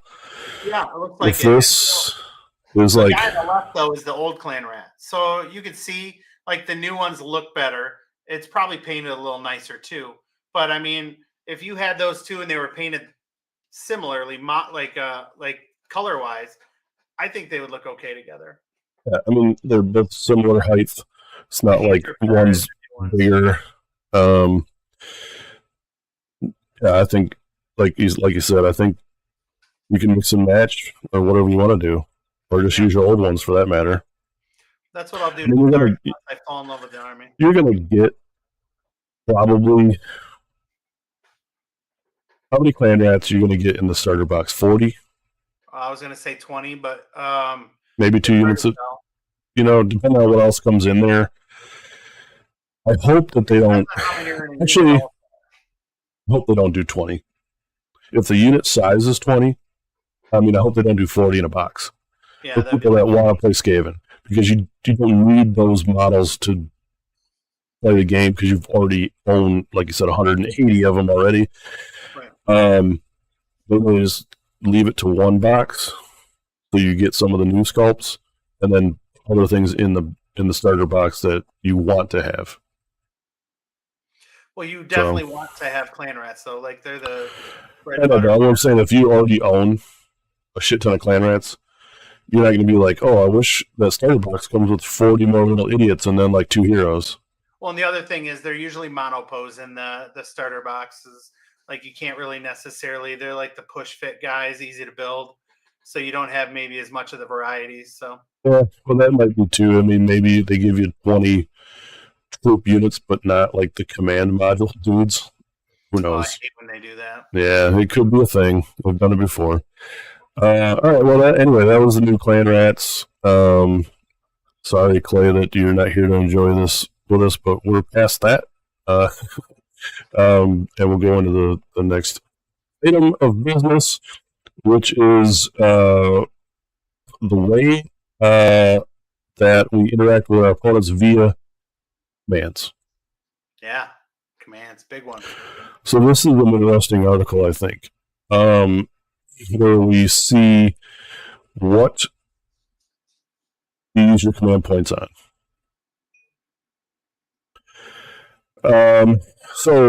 Commands, well, let's start with this, saying this. Each player starts with 4 command points at the start of each battle round. Love it. Okay? Not turn, like it used to be, or you don't, there's no way to generate more. Right.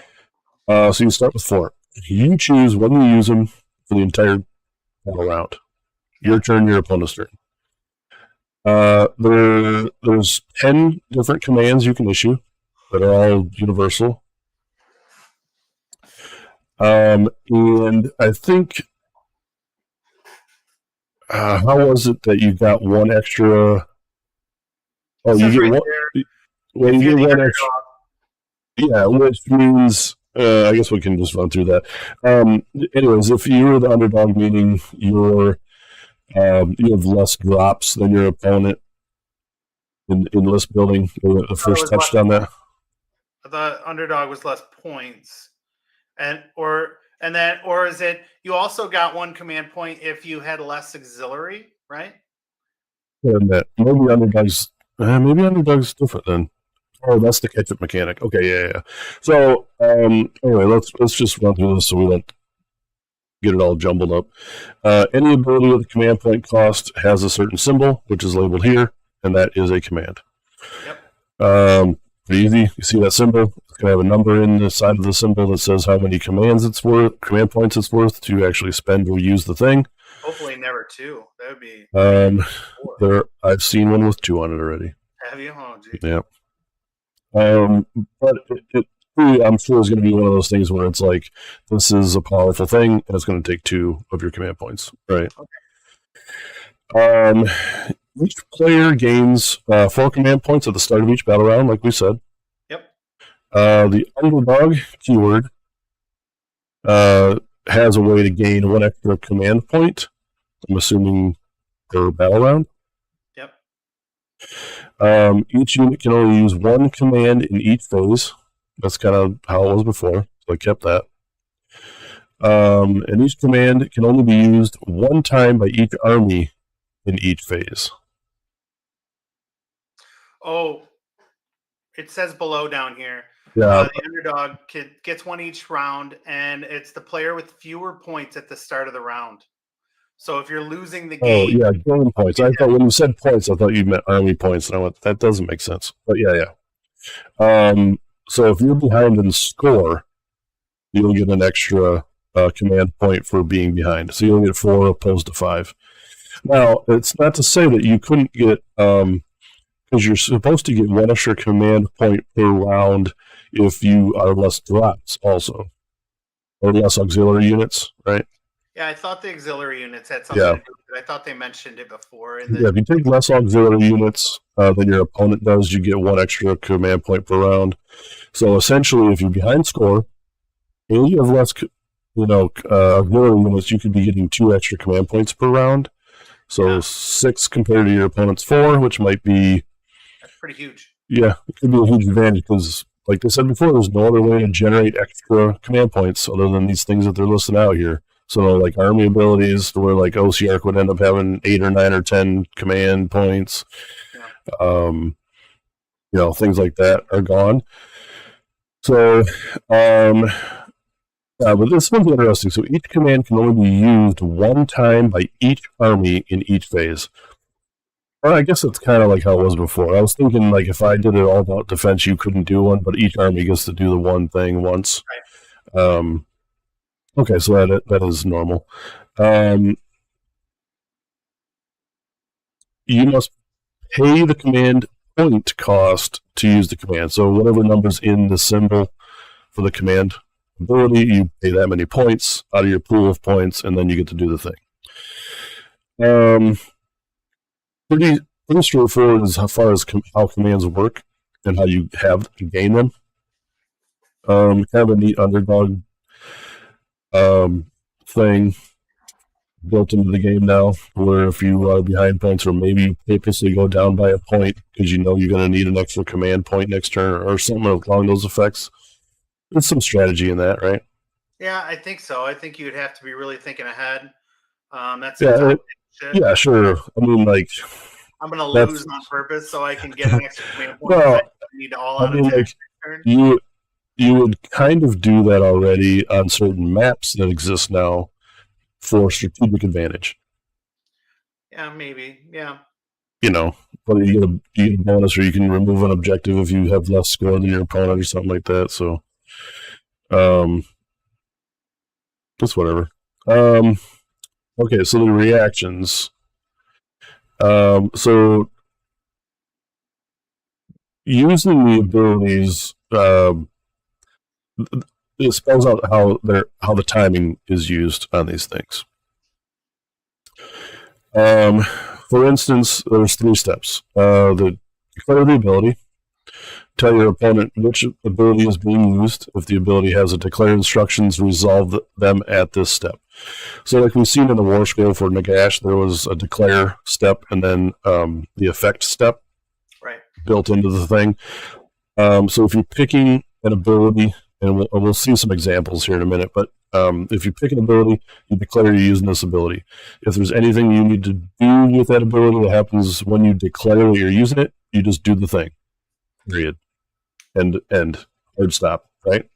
There's no interaction that needs to happen there. It's just you pick the thing, you do the declare instructions. Number 2, use reactions. So starting with the active player, the player alternate using abilities with an appropriate reaction for timing.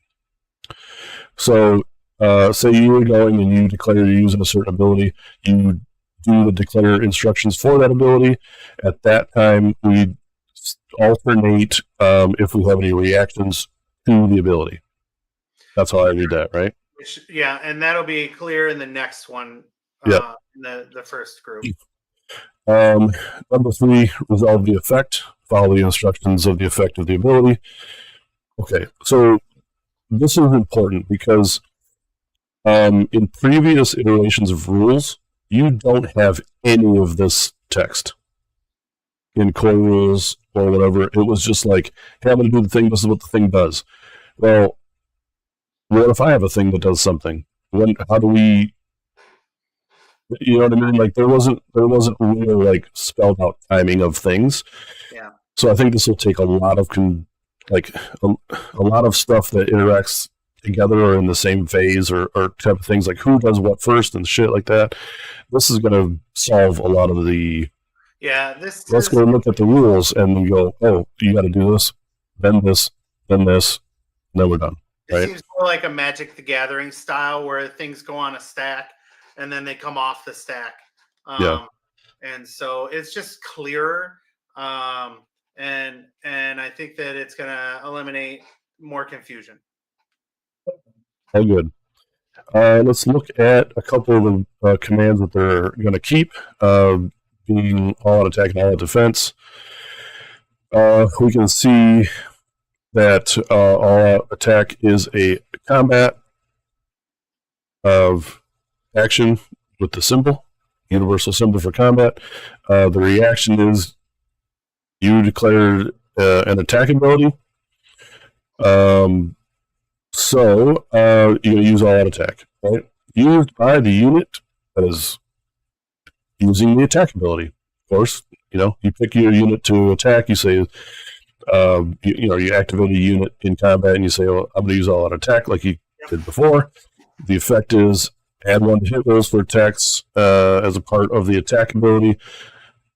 This also affects weapons that have the companion weapon ability. So, assumingly, you're going to have your Stormcast heroes that have a companion, like a bird that has a beak attack or something. Or even I feel like I've read somewhere that mounts are also considered companions, so they will get the plus. Oh, okay. But either way, all your stuff's going to have +1 to hit rolls, same way as it was before. It will cost you 1 command point, indicated by the 1 in the corner with the symbol. Easy. Spend 1 command point, do all out attack. Yep. All out defense is a defensive reaction. When your opponent declares an attack ability, then you pick your unit, and as your attack ability to be used as all out defense, maybe in counter to the all out attack from your opponent. And this effect gives you +1 save rolls for a unit. Same thing as it was before. I think these two are going to be real easy. They already exist. Yeah. You know how to use them. But the timing, to be clear, though, is I pick my unit. I say I'm going to attack you. At that point, I have to say, or I have the option, do I all out attack or not? And if I decide, okay, I'm not going to do it, and then you go, okay, I'm going to all out defense, I can't then go back and all out attack because I choose first, then you choose. Well, I guess technically we alternate. So you could still do that. I could go, no, I'm not going to do it. Then you say, well, all out defense. And in reaction to that, I mean, since we're alternating. Yeah, I think it's clear. It's spelled out in timing, but essentially you're going to be able to react to each other either way, right? Yeah, you're right.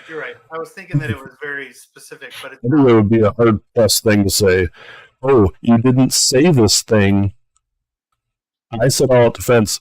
Now you can't go back and all out attack. I think that would be insane if they wrote it out. As far as the timing goes, to where you said, "No, now you can't do it because you didn't say these words in this time," and whatever.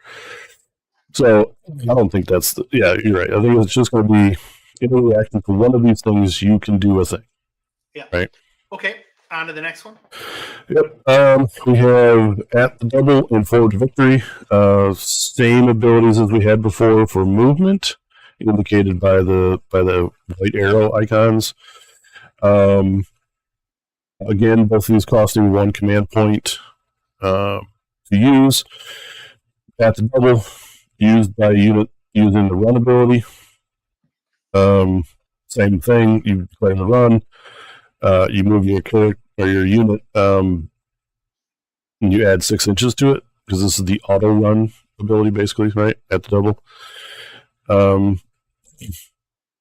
Reaction ability forward to victory. when this unit declares that they're doing a charge ability, the effect is reroll a charge. Okay, same things as before. Not the same. Continue, but I'll explain my point. Or do you want me to just say it? Go ahead. Yeah. So this, as written, if it was in third edition rules, you would declare a charge and then have to say that you're going to use the reroll, and then roll to see if you make the charge.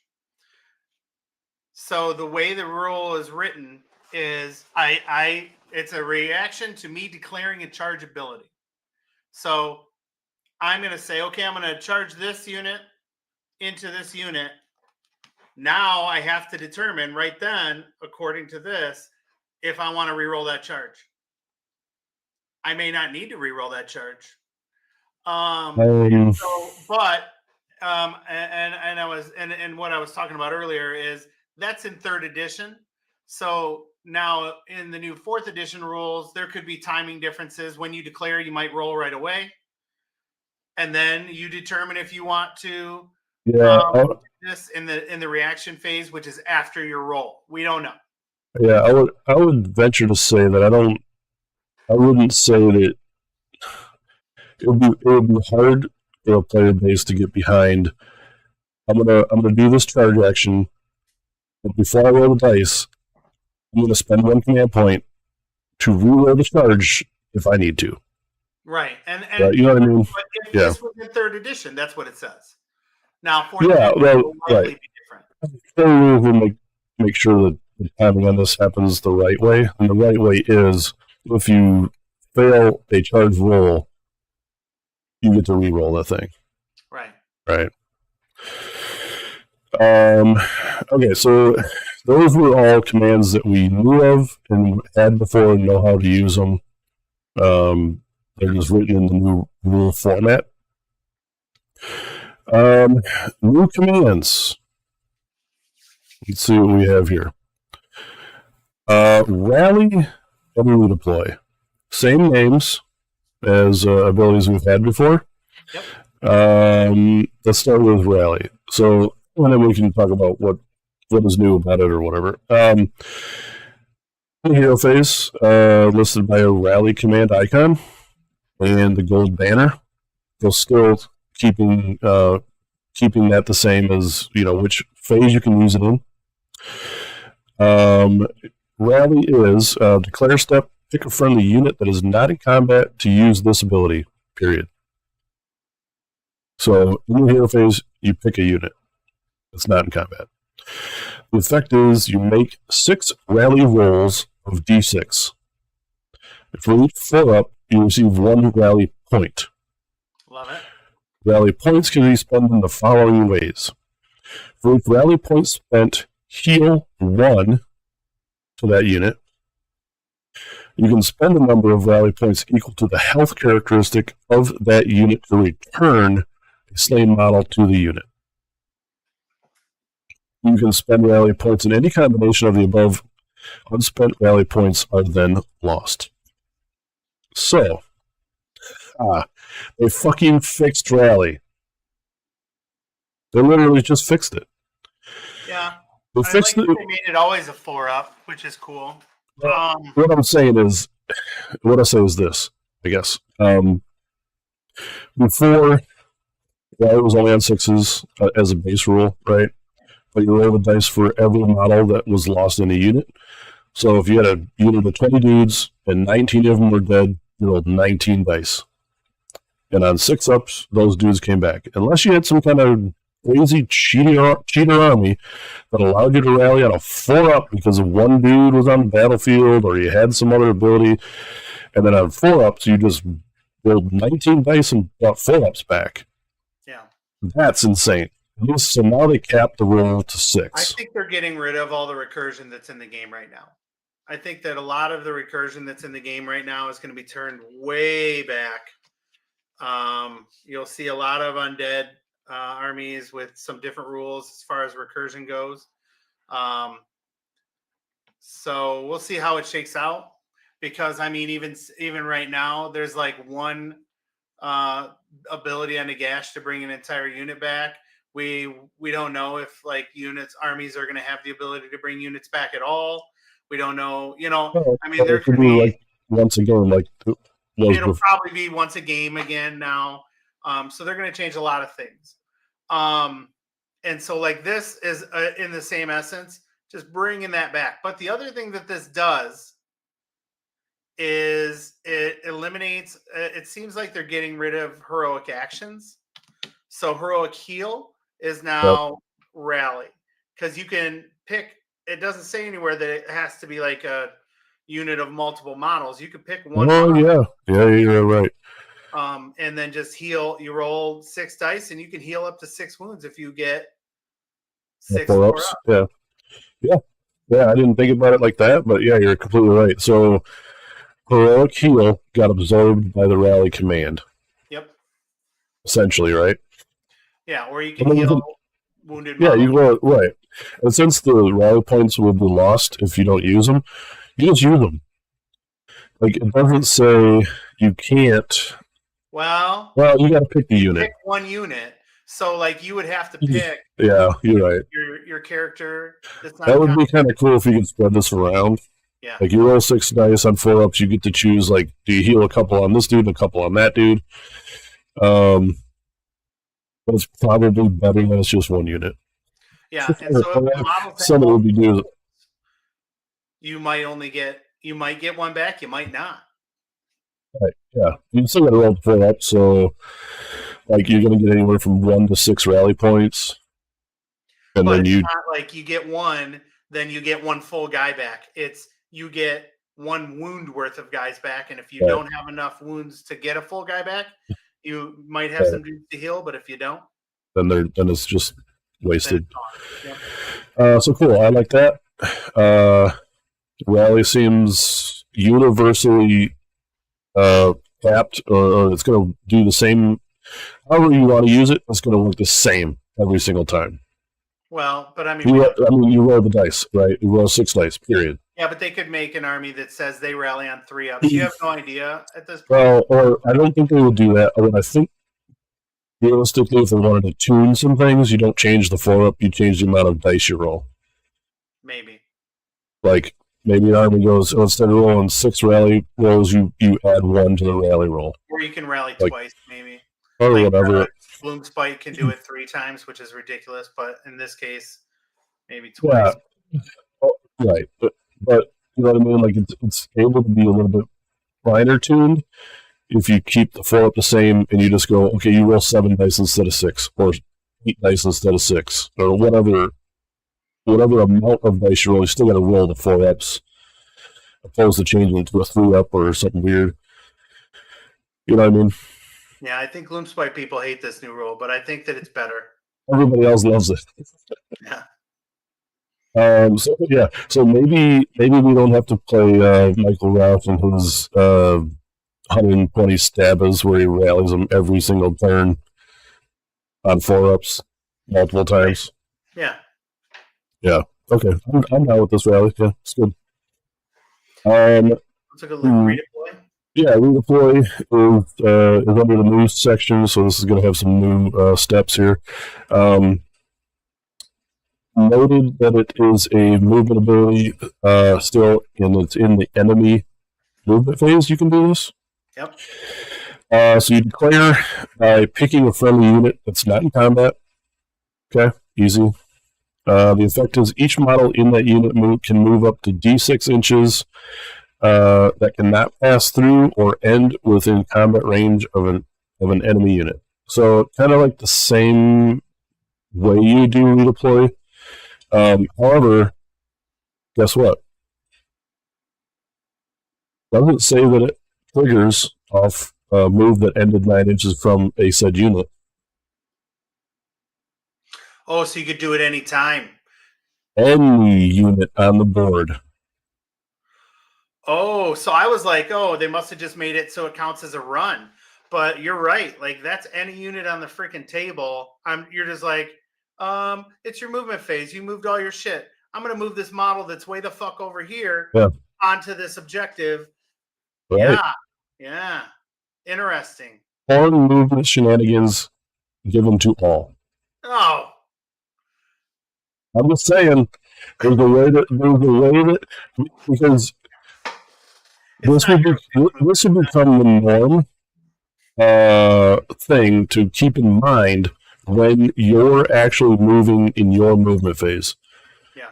You must know that if it's strategic or it prevents you from doing a thing, or hey, in this turn, I'm going to take this objective from you because I'm just going to move my dudes onto it, and you only got 2 guys on it right now, so I'm just going to take it and put 3 guys on it.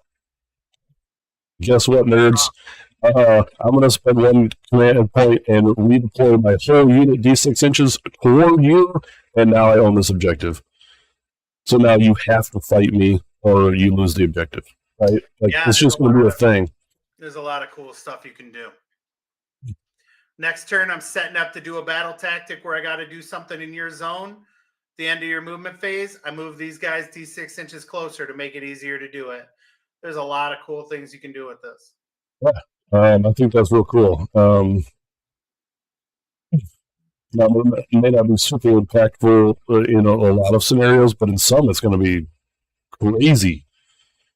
Yeah, and it says there below it that you have to wait till your opponent moved all their models before you're using it.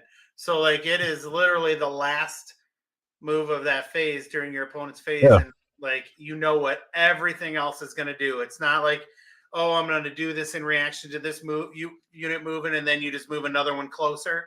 No, it ain't like that. Everybody moves everything, right? Toys, because that was yeah. That was the way you kind of used it before.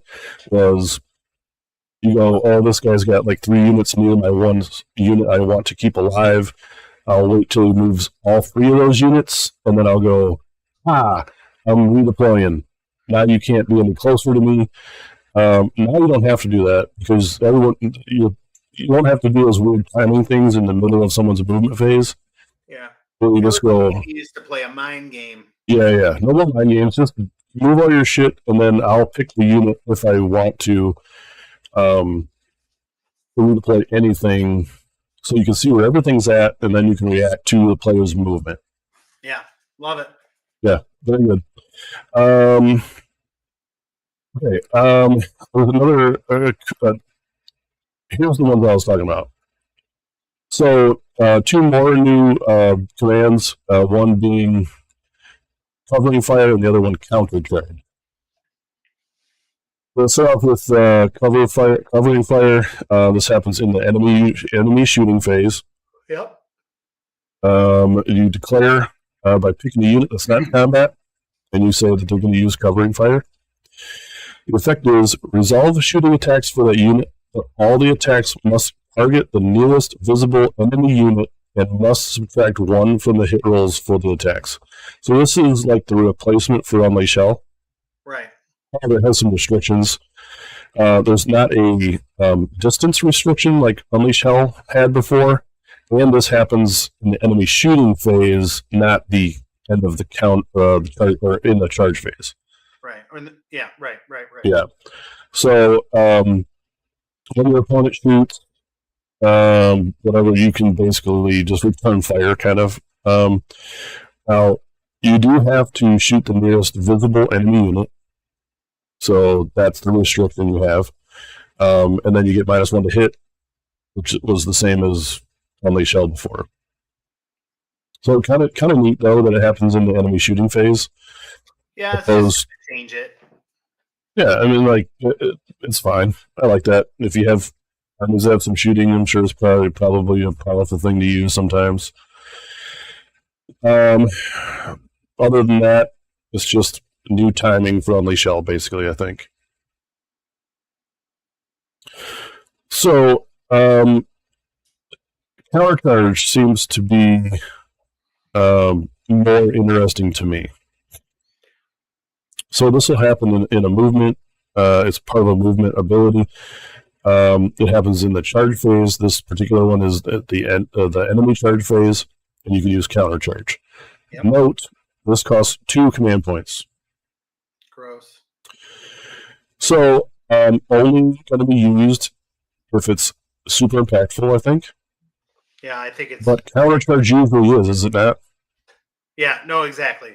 Like, I mean, just getting another unit in, stuck in when you're like to maybe come to the defense of a wizard, or I mean, there's lots of implications where you'd use this, and it would definitely be worth it too. I mean, it's a strong thing where you're charging during their phase.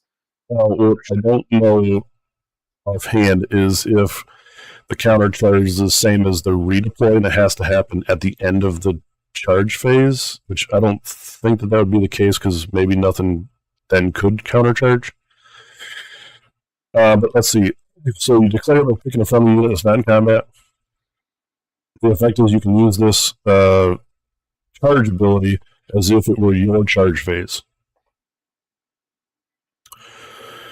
So, same way as some of the armies that have countercharge now. Now, when this exactly triggers, let's see if the article actually says it. It's above, yeah.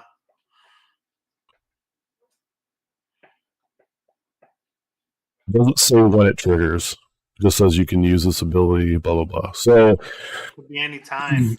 I would say that since it doesn't clearly say that at the end of the phase type of thing, that you could use this as a reaction in your enemy's charge phase to do a thing to prevent something from happening, or like say a unit of theirs has like abilities on the charge and you want to negate that, so you charge your unit into them first, right? And yeah, then that's what I was thinking about. Right, exactly when you were talking. Your unit gets first strike when it charges. Okay, well, I don't want you to have first strike, so I'm going to counter charge, which goes right. on top of that in the stack after you declare. We finish my ability, then you use your ability, but your ability, you're already in combat. Yep. Or you're going to charge against my wizard.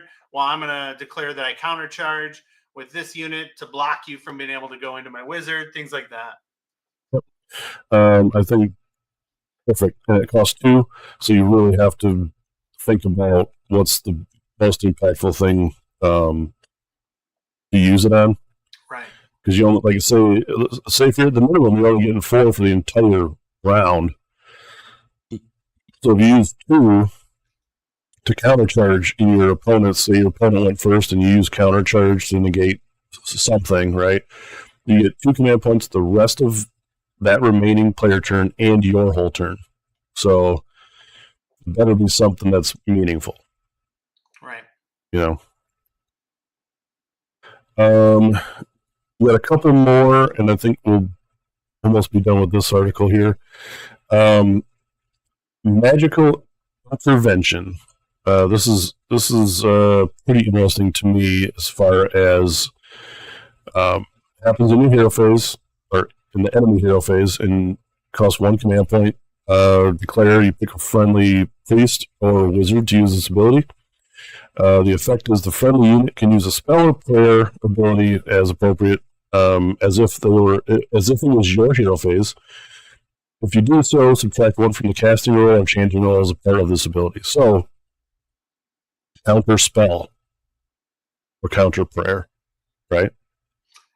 I mean, it's pretty fun. You don't.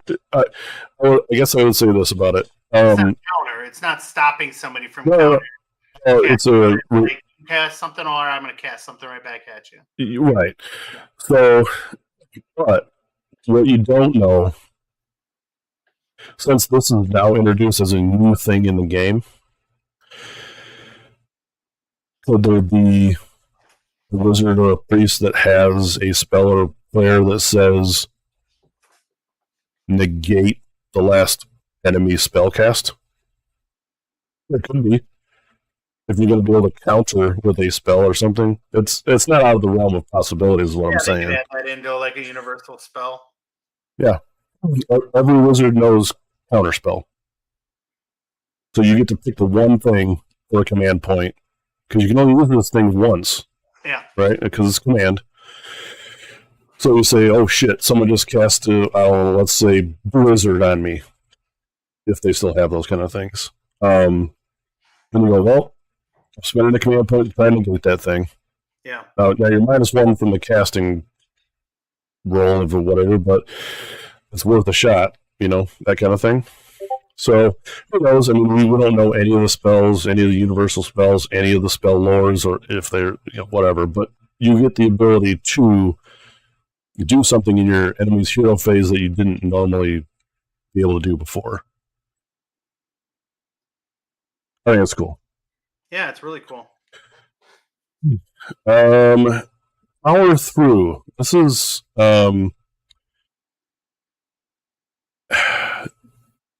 I think this one is one of the things from I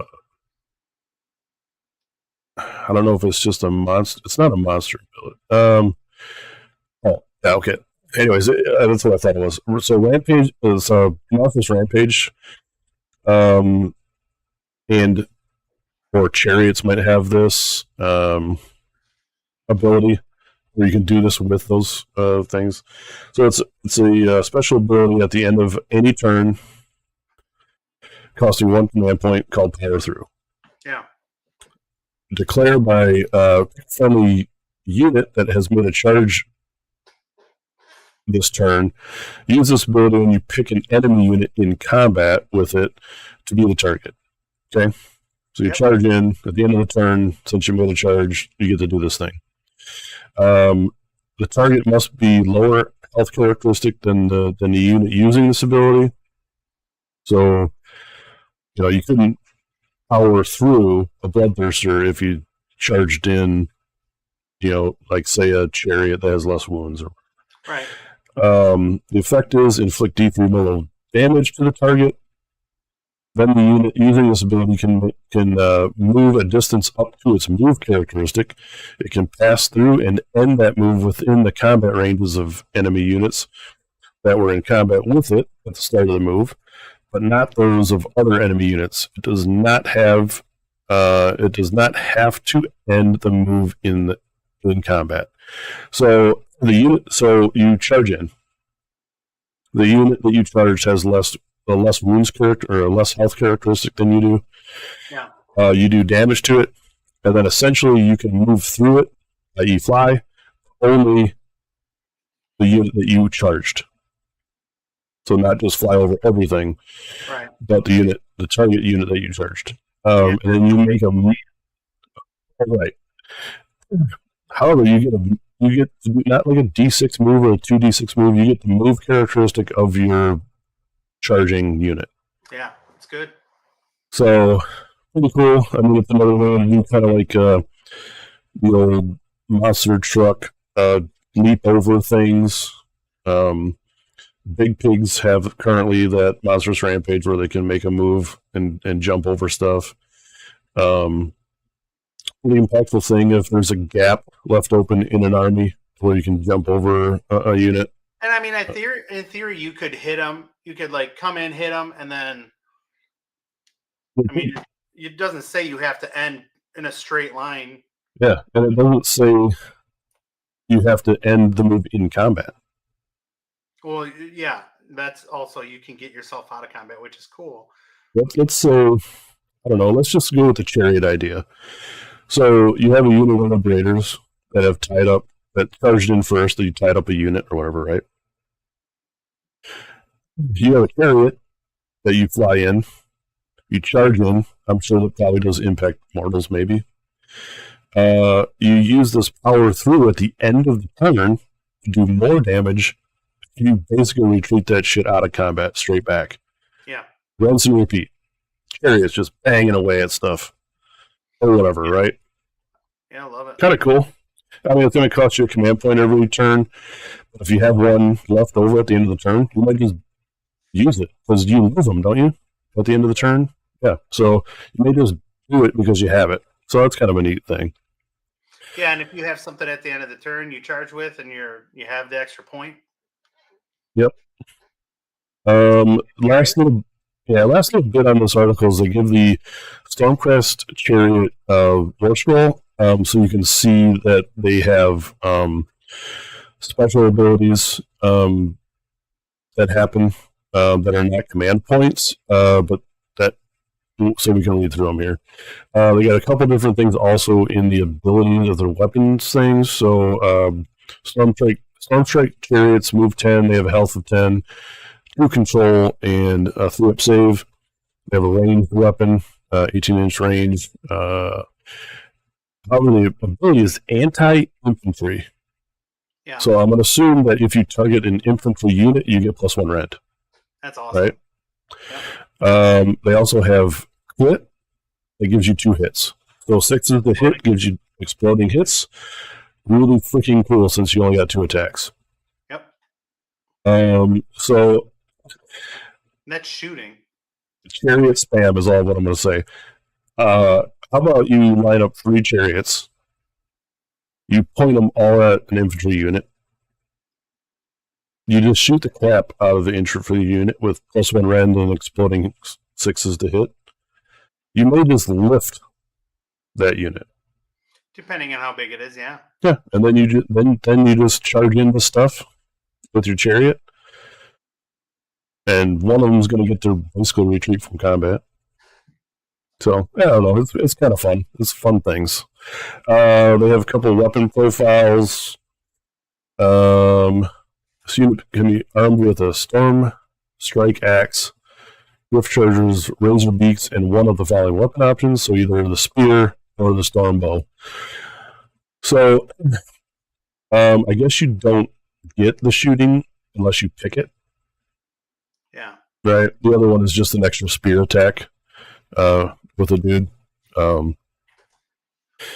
But the Storm Strike Axe has the special combat ability of charge +1 damage. So I'm assuming it says what it means. And if this unit made a charge move, you get +1 damage on this attack. Yeah. Here's where we see the companion ability. So the Griff Charger mount part of the unit is a companion ability, so that would go back to all-out attack, giving your companions also +1 to hit. Yep. So the 2 abilities on the War Scroll, one is a charge phase, and this is any charge phase that this could happen. You declare that this unit, if this unit charged in the phase, you pick an enemy within an inch to be the target. Okay, this is going to be impact hits, I'm going to guess. The effect is roll a d3 on a 2+, inflict amount of mortal damage to the unit equal to the roll. This is different than previous iterations of impact hits. Before you used to roll a dice to see if it happened, and then you rolled like a d3 to determine the damage. This is just roll 1 d3, and basically if you don't roll a 1 or a 2, no, if you don't roll a 1. Well, on a 6, on a d6 is what I'm saying. Roll a d3 on a 2+, which is... Oh, yeah. Yeah. So on a d6, a 1 or 2 doesn't do anything. No, I don't think so. You roll a d3, but on a 2+, I think that it's just if the roll is a 2+. So if you roll a 2, you do 1 damage. No. Nope. A d3 value, on a d3, the values are 1, 2, and 3. Yeah, I suppose you're right. So on a 2+, meaning 3, 4, 5, 6, you do damage equivalent to whatever the d3 value would be, right? It's a different way of doing the math, I guess, on an impact hit. But you're only rolling 1 dice opposed to rolling a couple different times. Yeah. So a third of the time, your impact hits are not going to happen. 2/3 of the time, it will work, and then you either do 2 damage or 3 damage. Yeah. Which is fine. That's how it should work anyway. You do impact hits and then doing 1 damage, it seems kind of useless. I mean, mortal's a mortal, but yeah. So that's how that'll work for the chariots anyway, and this will probably be the new impact hit thing, right? Yeah. I mean, why would you change it up if it's going to kind of be like universal rules? I would think that would probably be the effect, unless it's some big monster where you get like you roll 2d3 or you roll a d6 instead of a d3, that kind of thing. They also have a passive ability on this War Scroll, and when this unit uses the Power Through command that we just talked about, inflict an additional D3 mortal damage on the target and add D6 to the distance that this can move as a part of that ability. What the fuck? That is wicked. That basically doubles the values within that ability to do, right? Because you're doing, if we want to look at that again, the effect of Power Through is you do D3 mortals to the target. Here you're going to do an additional D3, so you're rolling 2 D3 mortals into that target, and then you're using your move characteristic to move, which is 10, and you're adding D6 to it. Yep.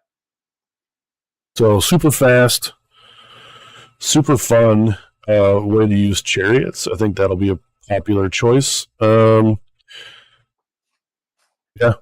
Be in the lookout for Stormstrike chariots in your local game store, because those things will get bought up like crazy. There was a guy in Poland during 3rd edition that played an all chariot army. I believe I heard on Rob's show, and he did really well with it. And I was always surprised that more people didn't play chariots. I think the model's great, and I think they're pretty decent. But I think now you might see them a little bit more. But yeah, of course, might be bottom tier. Well, I mean, maybe. I mean, it's still going to be dependent on points. It's going to be dependent on how many of these things you can bring because of this next piece. War Machine keyword. How many War Machines can you bring in a list? I don't know. Right. Is it restricted by a certain hero? Or are War Machines always considered auxiliary units? It depends. That's interesting, because you take a debuff basically for your whole army if you take a lot of auxiliary units. So who knows? I mean, with not knowing all of the stuff yet, that's the interesting part to me, I think. Yeah, in general, this seems super fun to play a bunch of chariots, but will it be detrimental if you build a list with a bunch of chariots if you're only getting a certain amount of, or if your opponent's always getting like 6 command points to your 4, or depends. So we'll see how that goes. But still, they spelled out what the commands are and the new ones and how they're used. So pretty cool. Yeah, love it. Last article to go over through that we didn't touch on last week is the battle traits and battle formations, and how that shapes your army up. This will be for a little bit of list building. And what do we got here first? So battle traits are exactly what they say they are. These are your army abilities, if you will. Right. And for instance, since we had gone away from heroic actions, some heroic actions remain in armies as battle traits. So if we want to take a look at this very first one they list in the article, it is their finest hour. Okay. So in the hero phase, once per turn for this army, you can do the finest hour ability as a battle trait. You declare by picking this is for Stormcast, by the way, if I didn't say. So you pick a friendly Stormcast Eternals unit that has not used this ability in this battle, then they can use it. The effect is, for the rest of the turn, add 1 to wound rolls for that unit in combat, and +1 to save for that unit. So it's the same, it's the same exact thing as Finest Hour was before, but now it's incorporated within Stormcast Eternals versus a universal thing you could do as a heroic action. Right, which means not every army is going to have it. Yep. And what is the difference here? Do you know? It's not a heroic ability. Yeah, they said the heroic actions are gone. Meaning? Huh? Meaning what? Any unit in the Stormcast army can use this. Oh, not just heroes. Wow. Have fun, boys. Once per turn, you're going to use this ability because it is a army battle trait that you can use once per turn. You're going to use it. It's free. It's not a command point, and you can use it on any unit you wish. I'm sure I knew this or I know it, but the old one worked in range combat too, right? +1. +1 to wound was on any combat attacks. Yeah, this says combat attacks. Yeah, I think before the wording was attacks made are +1 to wound. So you're not going to give it to your shooting units, right? Unless they're. Oh, sure, yeah. But you're not just limited to giving this to heroes. Right. So, if you only had one unit in combat, they're for sure getting finest hour, right? Well, unless you already did it or you wanted to save it. It's once per.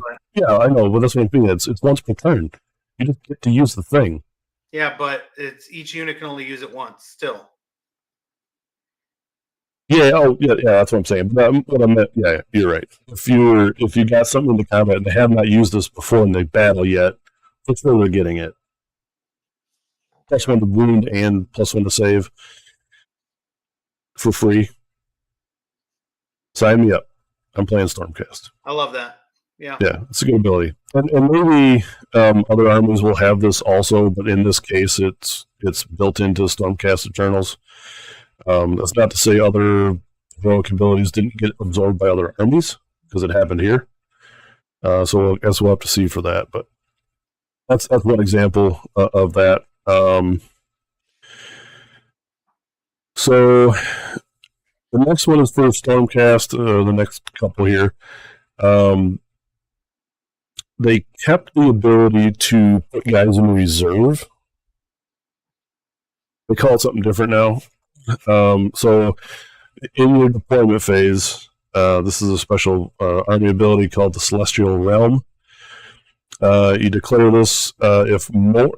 The wording on this is interesting too. So if there are more friendly Stormcast Eternal units on the battlefield than there are set up in reserve, pick a friendly Stormcast Eternal unit that has not been deployed. Effect: set that unit up in reserve in the Celestial Realm as it has been now. It has now been deployed. Okay, so before the wording for Stormcast was when you deploy, there has to be equal to or more units on the board than in reserve. So essentially, you could do a 1-to-1 ratio. Like up to half. Right? Yeah, sure. But this says if there are more units on the battlefield, you can pick a unit to be deployed in the Celestial Realm. So before, as you deployed stuff, you might go, okay, my first pick is this unit and it's deployed in the sky. You can't do that now. You gotta have something on the battlefield in order to put the next thing in the sky. Also, so it changes it a little slightly, but... Well, it changes it more than you think, because when you deploy stuff, you deploy in regiments, right? So whatever your character and whatever units he's bringing gets deployed as one drop. That's true. So I wonder how this will work with the timing of that, because if it's deployed as a one drop, you deploy all that stuff, and then this says you would declare it, and then if there's more units on the battlefield than are in reserve, so then you could put. That might actually need some clarification, because if you had a hero in 3 units as a 1-drop, as you deploy them in a 1-drop, do you get to say 2 units are on the table, 2 units are off the table, or do you have to drop that whole thing and then go, okay, now I have 4 units on the table, so my next 4 units could be deployed in the sky or whatever, right? Well, and it also says pick a friendly Stormcast unit. Is that as you're deploying the next Right. group, with So you'll need to pick one of right. those units? There's some Yeah. questions. Yeah, it's definitely different. Once this gets clarified, it'll be easy to deploy. But as it stands right now, I think that's a little bit hard to determine exactly how the timing is on that. Right. But essentially, it works the same way. I mean, like you get to put stuff in the sky. Yeah. In theory, it's going to be the exact same. Half your units go up in the sky. Yep. The other part of that that goes along with putting the guys in the sky is the signs of the storm ability and your movement phase. Since I guess this is built into the army because there's no longer subfactions, right? Right. In order to keep these kind of abilities, they have to incorporate them into battle traits. So anyways, the signs of the storm is what it was kind of before. So you pick a unit that is deployed in the celestial realm, so in the sky. And the effect is in your movement phase, you set this up 9 inches away from all units, right? Yep. Same thing. You drop them down from the sky onto the board. They're just putting this as battle traits instead of your thing for subfaction abilities. Right. Okay, so they have some of the battle traits that the armies have a command point cost to use them, which is kind of interesting. So this is a rally command in your movement phase, once per battle, costing 1 command point, called Heaven's Sent. You declare this for any non-unique Stormcast Eternals infantry or cavalry unit that started the battle with 2 or more models, and it has been destroyed. That is the target criteria to declare a unit, right? The effect is you set that replacement unit up with half the number of models from the target unit, rounding up more than 9 inches away from all enemies. So this is like, what was that called before? The ability that you can bring like 1 unit back if you're rolling. Yeah, but it was restricted to Redeemer units, so that was basically all your foot troops. Yeah. But it's the same thing. It's going to cost you a command point now to do it. But you don't have to roll. You don't have to roll. I didn't roll. Oh, it was a holy command. That's what it was before. That still costs a command point, by the way, to use that. So it's the same thing, same mechanic, but now it's infantry or cavalry unit. Yeah. Interesting, right? Yeah. Depends on what cavalry unit is in Stormcast. Assuming the fulminators. Yeah, but if there's cavalry, a but fulminator in the unit, you can't do it. Right. So if someone killed one of your 2 fulminators in a previous turn, and then they killed the second one, you could not then just bring that unit back. Or did I read that wrong? It says that it started the battle with 2, but I thought before bring only 1 fulminator as a unit. You could you're right. You could in special. You could do that if a certain guy was your general or something, I think. Or if the dragons are cavalry. Yeah, that may be. I mean, they're monsters though, so maybe not cavalry. I don't know. Yeah, maybe not. So interesting. Still get that same ability. So those are the battle traits that Stormcast have, or at least some of them, that keeps the same feel of the Stormcast army. So battle formations. This is battle formations is the new way of declaring subfaction. Or this is in place of the old subfactions. So you can paint your models however you want. Yeah. There's no longer like a certain tribe or a certain group within an army that that these guys belong to that are all painted the same way or have the same color scheme. This replaces sub-factions with battle formations, which is described as the fighting style of your army. Right. So it changes the way something might function rather than like the aesthetic look of an army or whatnot. I mean, some factions still give you an additional battle trait, but they did say, like, look, you're not restricted. Don't feel like you can't paint the stuff how you want to paint, have it look how you want it to look, and still have certain abilities that you want to have versus whatever. Right. So there's one thing before we get into this that I want to touch on, because I think sometimes when you read these articles, you just kind of skim through them to the pictures and whatnot. What is this? Each faction pack, the decks of cards released alongside the new edition. Decks of cards. I don't know. Are we just getting cards that have the army plates on them? So we don't forget? I'm guessing that's like with the, I don't have any around me, like those stacks that have the war scrolls. Okay. Maybe that. Yeah, okay. I was thinking, holy crap, are we getting like a card game system built into this now? No, That could be still, maybe. But I would assume they're just printed cards that you have that either have like some of the stuff on it, like the battle plates and stuff on them. Yeah. Well, I guess we'll see what that exactly is. All right, so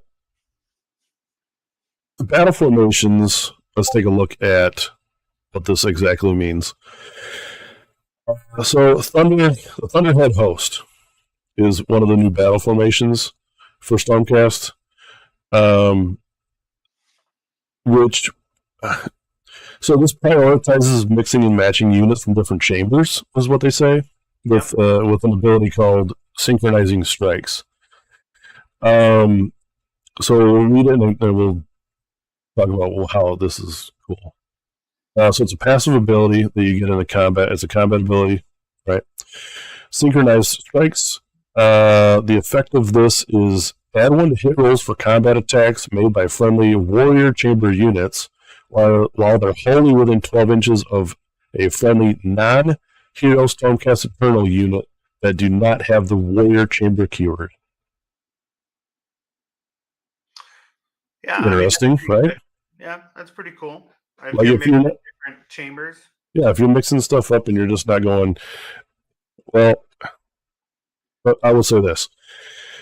In the past, you might have said, hey, I want to take the battle line, let's say. I want to take 1 unit of Liberators, 1 unit of Vindicators, and 1 unit of Vanquishers or something like that to round out battle line because the points are weird and I have to figure out how to do this. Well, now you might purposely do that because you're getting an advantage, right? So your Warrior Chamber unit, because they're standing next to a non-Warrior Chamber unit, you get +1 to hit. That's strong. So you get all-out attack for free. Seems like that'd be something you would do all the time.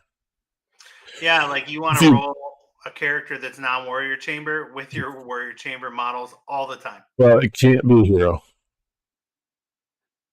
It's a friendly non-hero Stormcast unit. Okay, yeah, that's too easy, right? Yeah, that's what I thought initially too, and I went, "Oh, non-hero." Yeah, that makes sense. But still, I mean, why not?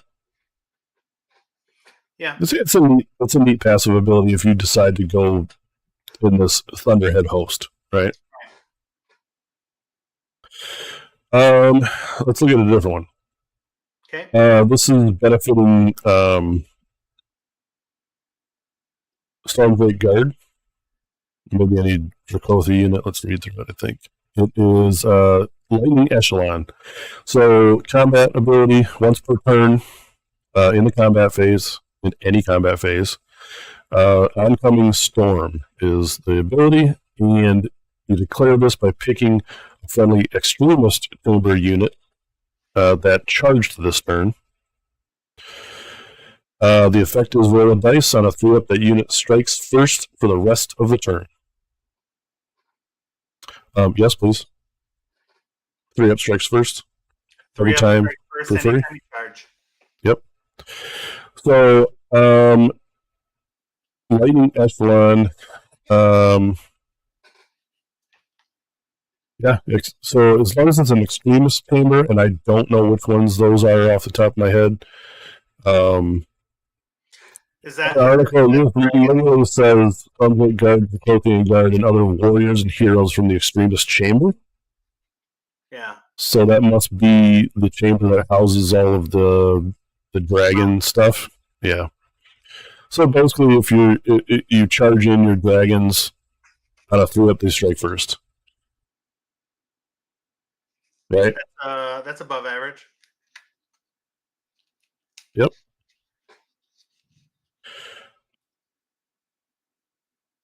Very good. So those are a couple of ways that you get to pick, depending on your fighting style, which battle formation you want to use in your army. So, it's a limited amount of things. These are just a couple examples. I'm sure there's more. Sure. That's cool with the counter charge too. You're like, cool, I'm going to counter charge you with my dragons on a 3-up. I strike first. Yeah. I mean, right. That's pretty impactful thing. So you don't have to worry about necessarily counter charging a dragon in. Because on a 3-up that you can strike first. Pretty decent. Not gonna lie, it's changed the way the game's played. Yep. So, those were the new articles that we didn't touch on that were new this week. Next week, they did say, or they alluded to at least, that we're going to get some clarification or some articles on the combat phase and also some spellcasting and prayers. Yeah. Or how they're supposed to work. Okay. So, so that'll be exciting to go through those next week. So I think that pretty much wraps it up. I want to thank everybody for watching the show this week. Again, don't forget to hit like, follow, and subscribe for all of the social media stuff. And I think... Yeah, go ahead. If you wanted to add something, or if you have any comments about how we're doing, make sure you leave a message on that as well on the YouTube, and we will respond. Yep. Okay. Until next Sunday, boys. Stay tuned in case we do any battle report videos. We don't have any scheduled at the moment, but we might put another one out soon. So until then. We will check in next week. All right. Goodbye.